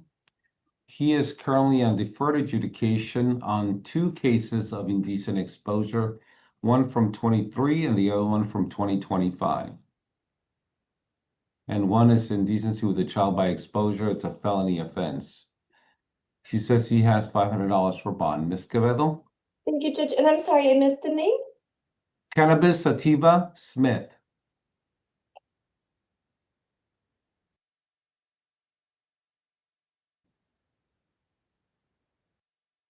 Thank you, Judge. Your Honor, Mr. Smith indicated that he lives with his girlfriend and her family at 12050 Gustavo Street. He has lived in El Paso for about 4 years. He went all the way up to El Paso Community College. He has his girlfriend here in El Paso. He, let me see, can be reached at 513-426 0258. It looks like, Judge, this case predated his probation case. Let me see. He has about $300 that he can post. And he indicated, or he asked that it be proffered, that he's done everything, he's compliant with his probation case. Thank you. I think he's got a detainer out of the 171st. Ms. Carmona, go ahead. Yes, Judge. So yes, this occurred. He pled guilty, excuse me, on 2/11/25 on the indecency with a child on deferred. He also pled on an indecent exposure on 12/12/25, but that was a motion to revoke that he pled guilty to. And then he got 2 indecent exposures dismissed on 1/22/25. So, but yes, this was before 7/5/25. The victim in the case stated that she went to a movie at the Cinemark at Cielo Vista. She was sitting there watching the movie. She said that she saw something out of the corner of her eye, the defendant moving, but she thought maybe he was just uncomfortable. She then noticed that he continued to move. So she looked over, she turned her head and saw the defendant had his private part exposed. She stated that when they asked her what she meant by that, she said his penis. She then tried to grab her cell phone in order to record, but she said that she thought maybe the defendant knew what she's doing because he lifted his armrest. So then she kind of hid her phone in her lap in order to get a recording. And so she went to the off-duty security or officer and showed them the video. They were able to, I guess, trace who he was by purchases that he made with his Cinemark card. It was to a certain phone number and a certain email. And then from there, I guess he came back to the Cinemark on 7/15/25. And then they were able to match then, photos that she provided, still photos from the video, and to him being there and positively identified. Then they did a criminal trespass. And that is about it, Your Honor. I understand that this comes before his other cases, but it's just concerning facts. Correct. All right, Mr. Smith, I am going to reduce your bond to $1,000 cash corporate surety with conditions, intensive level supervision. Don't use drugs or alcohol, stay in contact with the peer bond office, and do not commit any further crimes. In addition to that, you are ordered to stay 200 yards away from all theaters in El Paso County, Texas. Do you understand? All movie theaters. Yes. Thank you so much. All right. Thank you, sir. Have a good day. Thank you. God bless you. Thank you. That way, sir, you're gonna go back to your cell block? Your Honor, I'm just gonna take him back and I'm gonna bring Mr. Herrera Xavier, the lockdown. Yes, ma'am. Thank you. Oh, sir, push it up. And Judge, I'm sorry, the Spanish speaker is Macias. I was looking at. Y'all know I'm a man of faith. I cringed when he said God bless. Let's keep going with magistrates, but let's go to Clayton County, Georgia. Señorita Romero, a usted se le imputa un cargo de conducir a exceso de velocidad y esa fianza es de $500. You've also been charged with one count of driving without a license. That bond is $1,000. También se le imputa un cargo de manejar sin licencia de conducir y esa fianza es de $1,000. For a total bond of $1,500. Para una fianza total de $1,500. Your preliminary hearing, if you are still in custody, will be on March 10th at 8:30 a.m. Si usted todavía está encarcelada, su audiencia preliminar se realizará el día 10 de marzo a las 8:30 de la mañana. And in regards to court-appointed counsel, I will appoint an attorney to represent you in this matter, Ms. Romero. Y con respecto a un abogado de oficio, yo le voy a asignar un abogado de oficio para que la represente en este asunto, señorita Romero. Do you have any questions? ¿Tienes alguna pregunta? Sí, mi familia vino a pagar ayer el bond. ¿Me puedo ir ya o todavía no? Yes, my family came yesterday to pay my bond. Can I leave now or not yet? No, just need to. You should be released if there are no holds on you, ma'am. So I don't know why you're still here at this time. A usted la tendrían que poner en libertad, señorita, si usted no tiene órdenes pendientes de detención. O sea que yo no sé por qué usted todavía está acá. Entonces, ¿puedo llamar a mi familia para que vengan por mí? Then can I call my family so they can come and get me? You would have to discuss that with the sheriff's staff there, ma'am. Usted tendría que hablar eso con los funcionarios de la comisaría, señorita. Entonces, ahora, ¿cuál es el proceso que sigue ahora? So, what is the process? What comes next? Well, once you are released, if you're released, whenever that happens, as your bond has been paid, the courts however you were bonded out, you should receive a notice of your next hearing date. Okay, tan pronto a usted la pongan en libertad, porque ya cuando la pongan en libertad, porque ya usted pagó su fianza, entonces el tribunal debería de enviarle un citatorio informándole cuándo va a ser su próxima audiencia en el tribunal. Pero mi familia, ¿cuándo puede venir por mí? No entiendo. But I don't understand. When can my family come to get me? I would have to, you would need to discuss that with the sheriff's staff, ma'am. If your bond has been paid, they should release you. Usted tiene que hablar eso con los empleados de la comisaría, porque si su fianza ya fue pagada, entonces ellos deberían de ponerla en libertad. ¿Y quiénes son esas personas? And who are those people? Deputies, are there any persons she can talk to, or Miss Baskin, is there any kind of holds being shown for Miss Romero? It's showing she has holds. I can't see where, but it does say holds. Okay, so you can for me to please let her know that there are holds, and that's why she's not being released, but we don't know where it's showing where it is. Usted tiene órdenes de detención, pero no muestra de quién vienen o de quiénes le están poniendo la orden de detención. Does that make Y esa es la razón por la que usted no la ha puesto en libertad. Pues yo quiero saber de qué se trata o qué sigue ahora. I would like to know what is what is all about? What is that about? The court does not know, ma'am. My staff was able to look and see that you have a hold. We just don't know where the hold is from. If it's another jurisdiction, if it's a federal hold, if it's a ICE hold, we just don't know what the hold is at this time, but there is a hold. La corte no sabe, señora.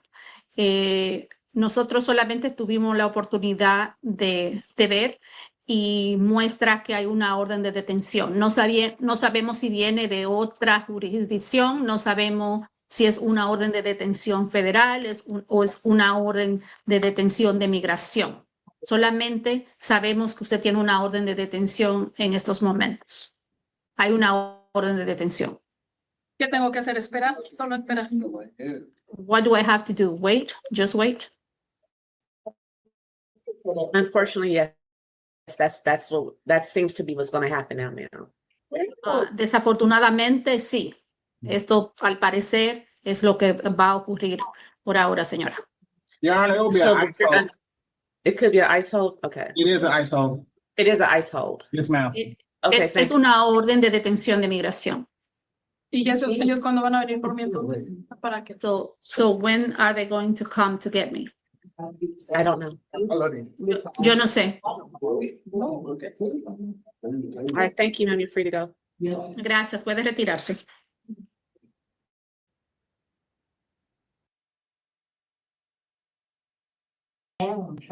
So what is your name? And can you move the camera up a little bit, Deputy? I can't see him. Señor, ¿su nombre? Hugo Castillo. Repita. Hugo Castillo. Hugo Castillo.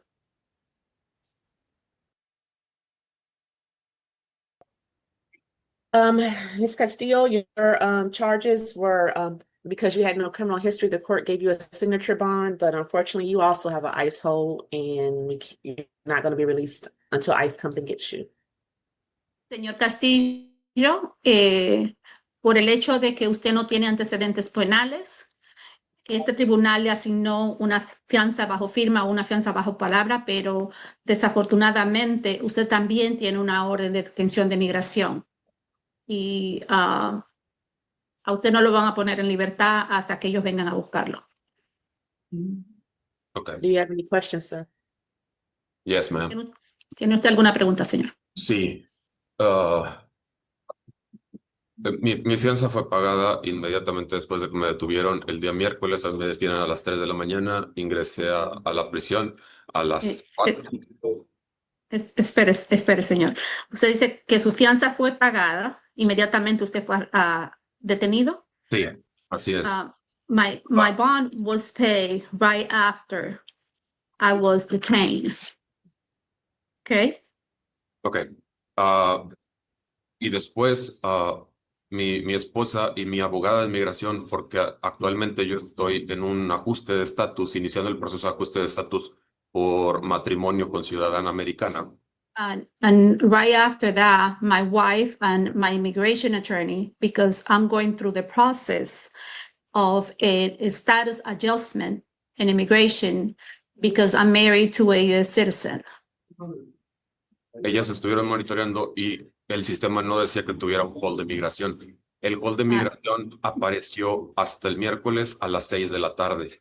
And they were watching it, and they didn't see an immigration hold. And the immigration hold didn't show until Wednesday at 6 p.m. Ok. Nosotros tenemos entendido por la abogada que la agencia de migración tiene 48 horas para venir por mí aquí. De lo contrario, yo debería de ser liberado. And for what I would understand, according to what the attorney said, immigration had 48 hours to come to get us, and otherwise we have to be released. Okay, well, sir, I don't have any, in regards to the ICE holder immigration coming to get you, that is not what this court is involved with. If you have your attorney, they should be the ones giving you advice on how this will go forward from this point. Ok, señor. Con respecto a la orden de detención de migración o inmigración veniéndolo a buscar, este tribunal no se involucra con eso. O sea, que su abogada debe ser la persona que le debe orientar en cómo todo va a proceder de ahora en adelante. Sí, esa fue la instrucción de mi abogada, que si pasaban 48 horas y no venían por mí, yo tenía que ser liberado. Que esa es la ley. Those were the instructions from my attorney, that if 48 hours had passed and they didn't come to get me, then I was supposed to be released. All right, sir. Well, it seems like you and your attorney know what's going on here. And if you have no further questions for me, you're free to go. Ok, tengo una tal parece que usted y su abogada saben lo que está ocurriendo acá, o sea que si usted no tiene más preguntas, entonces puede retirarse. Sí, tengo otra pregunta. Yes, I have another question. What's your question? ¿Cuál es su pregunta? Yo entiendo que ICE va a venir por mí, y estoy completamente de acuerdo, no tengo ninguna intención de escapar, pero ¿habrá alguna posibilidad de que por lo menos las últimas horas las pueda pasar con mi esposa, con algún PS de mi interna? I know that ICE is coming to get me, and I don't have a problem with that. I'm not trying to escape. But is there a way that the last few hours I can spend it with my wife? That is not something the court has any authority over, sir. That is something the jail and or ICE will, that's once you're in custody, unless we're releasing you, we have no involvement with that, sir. I mean, with a GPS on my leg. No. I still can't do it, sir. Esto es algo, señor, sobre lo que este tribunal no tiene ninguna autoridad. Y esto sería algo con lo que la cárcel y inmigración tendría que lidiar cuando tiene que ver con ponerlo a usted en libertad o dejarle salir. Nosotros no tenemos, no estamos involucrados en eso, señor. Ok. No tengo más preguntas. Okay, I don't have any more questions. Thank you. Good luck to you, sir. Gracias y buena suerte, señor. Thank you. Friends, not everything that happens in a courtroom is a bad thing. Just saying. However, a lot of things that happen in courtrooms are bad things. Let's go to Wade Mercer, find out what went down in Florida. Property, which is a second-degree felony, Mr. Furlan. I've read the complaint. There is probable cause for the charge.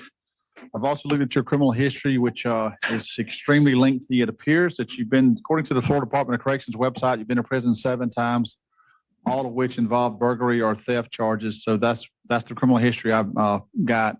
I'm going to listen to the attorneys before I set your bond, Mr. Furlan. Mr. McDaniel, anything on behalf of Mr. Furlan? No, Your Honor. Mr. Mitchell? Based on his criminal history, which includes a lot of theft cases, like you said, we would request a normally higher bond than what's normal. Thank you both. Mr. Furlan, I'm going to set your bond at $25,000 because your criminal history is so bad, as well as the evidence, considering the evidence against you in this particular case. You have a condition of no contact with the alleged victim. Your bond is cash or surety, Mr. Furlan. That means you can go through a bondsman if you wish. And Mr. Furlan, you'll get to use the phone in a few minutes, sir, to try to post the bond. Do you have any questions? No, sir. Thank you, sir. Yes, sir. Have a good day. Please give Mr. Furlan a notice to appear for the 3rd of March at 8:30 for felony court, please, Corporal. Donald Ratajski.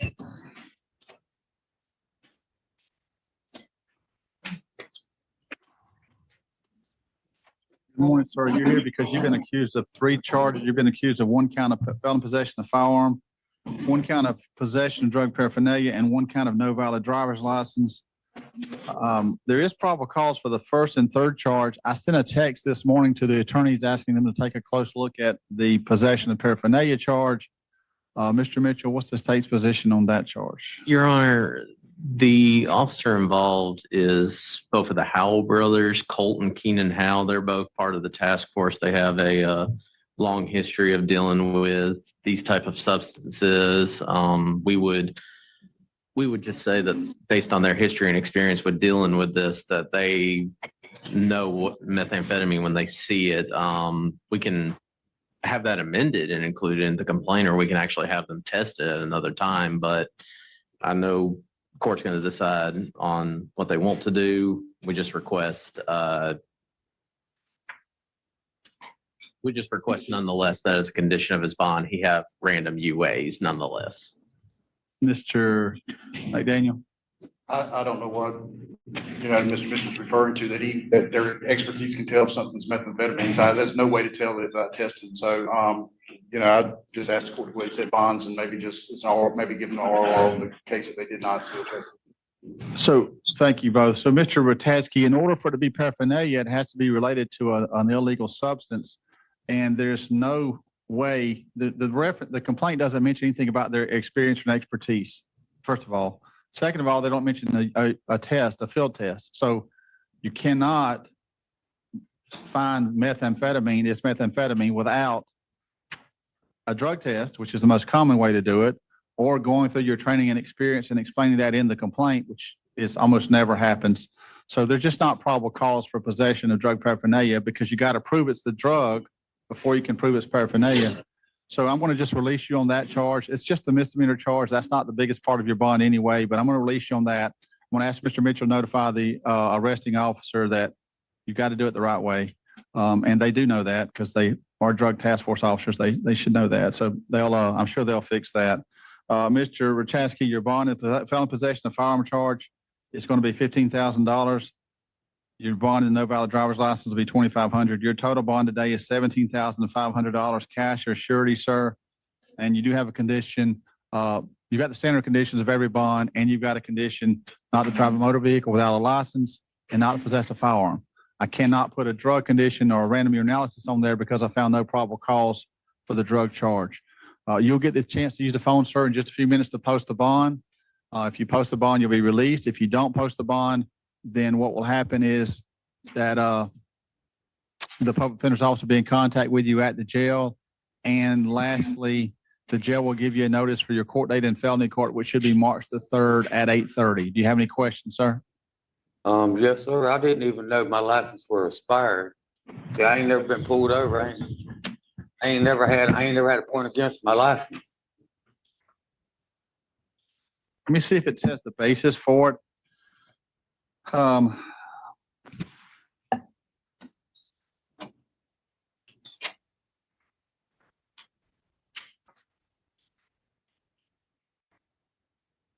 Corporal Campbell, while he's looking at that, can you bring Michael Furlan back in? There's something else that needs to be addressed.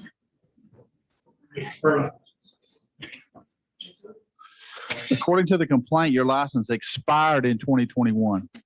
So yes, sir. license expired means that, well, it doesn't, it's on your license. On your license is an expiration date. So if they put on your license the date your license expires, they don't send you notice of that. It's your responsibility to keep up when your license expired. So you're accused of driving with expired driver's license, which is the same charge in this case. Sir. Okay. Okay. Well, I just didn't understand. I ain't never looked at my license. I ain't never been pulled over. You may want to check it out. When you get out of here, you may want to check that out because according to the complaint, it's expired. Okay. Yes, sir. I appreciate that. Yes, sir. Have a good day, sir. Ms. Furlan? Yes, sir. Oh, yes, sir. Michael. Yes, sir. Mr. Furlan, Mr. Mitchell with the state attorney's office had something he wanted to add in your case. Yeah. So I'm being told information that there is possibly an unlawful detainer that's pending regarding with Mr. Furlan and that address, the victim's address. And I looked at the complaint. There currently is an eviction proceeding that is going on. It's actually mentioned second paragraph where it's saying a current eviction process is being conducted with Michael while Peggy resides with Beverly at the address that's listed. And I think the only reason I wanted to bring him back up here is I think that there's a shared property between the alleged victim and Mr. Furlan. So in addition to the no contact, I want to also request the court add a condition, no contact with the address of 3046 Sandridge Church Road. Yeah, he's charged with dealing. Yeah, you don't have to, Mr. McDaniel. You can't bypass an eviction process by a criminal charge. I'm not ordering you to stay away from that property. I'm ordering you to stay away from that person, the alleged victim. Now, if the alleged victim lives there, you can't go there. Okay, if it's not where she lives, I can't let them use a criminal charge to get around the lawful eviction process. You've got to go through the eviction process. They have to go through the eviction process. But if that alleged victim lives at that property, you can't go there, even if there's a pending eviction. Any questions about that, Mr. Furlan? Yes, sir. She don't live there. I'm almost already moved out of the house, sir. I would have been out of there before we were supposed to go to court to see you for the eviction on Monday. But I'm just about packed up out of there, sir. And I already told her daughter, Bibi, I'll be out here before Sunday. She don't have to go to court. I'm just done. It's an eviction. You're right. Her daughter's the one doing it. Beverly Banks. If that's the case, that's all. Where does she live? Let's start with that. She lives off of Short Lane, just right down the street on her mother's other property. Miss Banks has got 2 properties. That's my girlfriend, Peggy Banks. That's the alleged victim, Peggy Banks? Beverly Sue Banks. The daughter's the alleged victim. Yeah, but she had nothing to do with her mother for 5 years until they found out she had dementia. Okay, so I have no authority to summarily rule on a pending eviction. I do have plenty of authority to tell you to have no contact with the alleged victim, and that's all I can do. And the alleged victim's home. Right. You cannot go to the alleged victim's home. But as far as keeping away from some other property, they've got a civil matter going on. That's separate from this. Any questions about that? No, Mr. sir. Mitchell, does that address your concern? Yes, Your Honor. I just wanted to address the concern, no contact with the victim and victim if Yeah, they no live at that contact with the property. victim of the property where the victim lives at, or Yes, the sir. victim's No property. problem.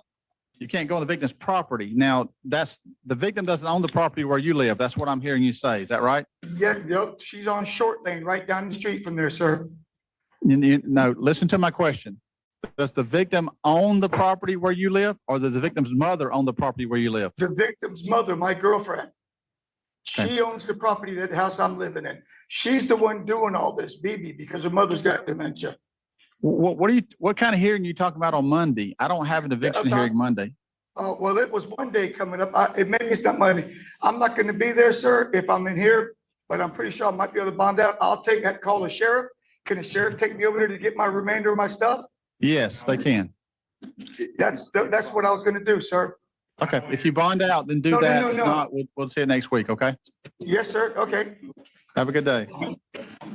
Thank you, Mr. Mitchell. What was the total bond for Rajiski? I got 17.5. 17.5. And an ROR on the drug paraphernalia. Yes, thank you. Blake Larkham. Mr. Larkham, good morning. Mr. Larkham, you're here for the new charge of aggravated animal cruelty. There is probable cause for that charge. Mr. Larkham, in addition to that, you're already on PTI in case 26-21 MM. I'm appointing the public defender's office to represent you for first appearance purposes in both case numbers. Listen to Mr. McDaniel, please. Your Honor, we're just going to hear a plea of no contest in 26-21. Understanding he'll be sentenced 10 days in jail, 3 days jail credit, 370 fine, withhold adjudication, and that'll resolve that case. Mr. Mitchell. What was that case number for the PTI again? 26-21 MM. Okay, and that is agreeable with the state, Your Honor. The reason it was 10 days suggestion was it was like $15 or $16 worth of stuff and no prior history. Yeah. Missed $16.75 in restitution. Mr. Larkham, did you hear that agreement, sir? Yes, sir. Is that the plea you would like to enter to resolve that petty theft violation of Yes, sir. PTI? Yes, I'm going sir. to accept the plea of no contest in that charge. I'm going to withhold adjudication of guilt because of your lack of history. Sentence you to 10 days in jail, give you credit for how many days? 3 days credit, order court costs and fines that you've got unpaid, which I'm assuming is the full amount of $370 plus the civil judgment on the restitution, which was the amount of $16.75. So that resolves that case. You've got 7 days left in that case. I think you're entitled to a bond in the new charge. I'm planning on setting your bond, but I want to listen to the attorneys and see if there's anything else I need to know before I set that bond. Mr. McDaniel, anything in the new case before I set the bond? Your Honor, we just, asked the court to set a, reasonably low bond maybe for someone his age that's acting stupid and, I'd rather not sit in jail and all of a sudden, first time he goes up to the court appearances, say, I'll plead to a felony for, not saying he might not be guilty of, but I don't know, but, very impulsive young man that, needs some direction. And I don't know if probation's going to give him direction if he was going there and take probation. I don't know what the answer to him is, but I just don't want him to sit in jail and just plea out the first day he comes up there, because I know that's what the state attorney's office is doing. Often kind of fill his probation. Mr. Mitchell. Yeah, I'll hold my comments on that. But So, Mr. nothing for the state. Mr. Larkham, how old are you? 18, sir. And are you in school? Do you have a job or neither? I'm going to 10th grade. And I don't got a job, I don't got a license, I don't got no family. My mom and dad have been gone. Your mom and dad are what? They've been gone like long time. So, I don't got so nobody. who do you live with? My grandma, my mama. And that's in the town of Malone? Yes, sir. Okay. I'm gonna set him a $250 cash bond. Mr. McDaniel, you okay with a cash bond? Yes, sir, that's fine. I don't know if she can post or not, but I'd rather set a cash bond. No objection. Instead of having to go through a bondsman. So it's a $250 cash bond based upon your age and your history on the felony charge. So if you or your grandmother post bond, there's some advantages to a cash bond, but there's no point even trying until you finish the 7 days the 7 days you have left on the violation of PTI. Mr. Larkham, do you have any questions? Sure. Wish you the best, sir. Oh yeah. On the violation of PTI, since it's you got no history. Then we have Todd Herring.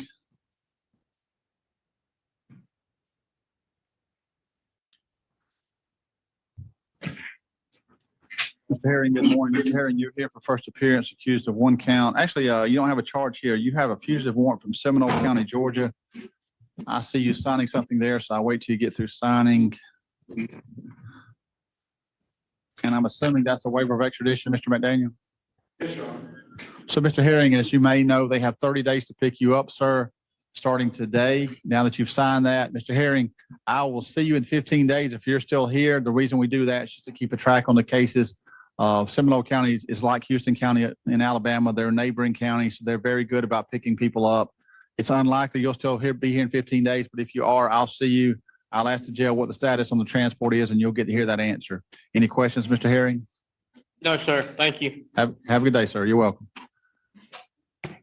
And Mr. McDaniel, it's everything I had on my list. Anything else from the public defender's office? No, Your Honor. So on Mr. Larkham, I think the easiest thing to do is just not issue that because he's entered a plea. So I think we can just do a violation of the PTI without a warrant being issued and just do the plea form and never have a warrant issued. That would just be another arrest on his record when he's entered a plea. So there's no point in asking the sheriff's department to go out there and serve that. It's just a waste of time. Case is resolved.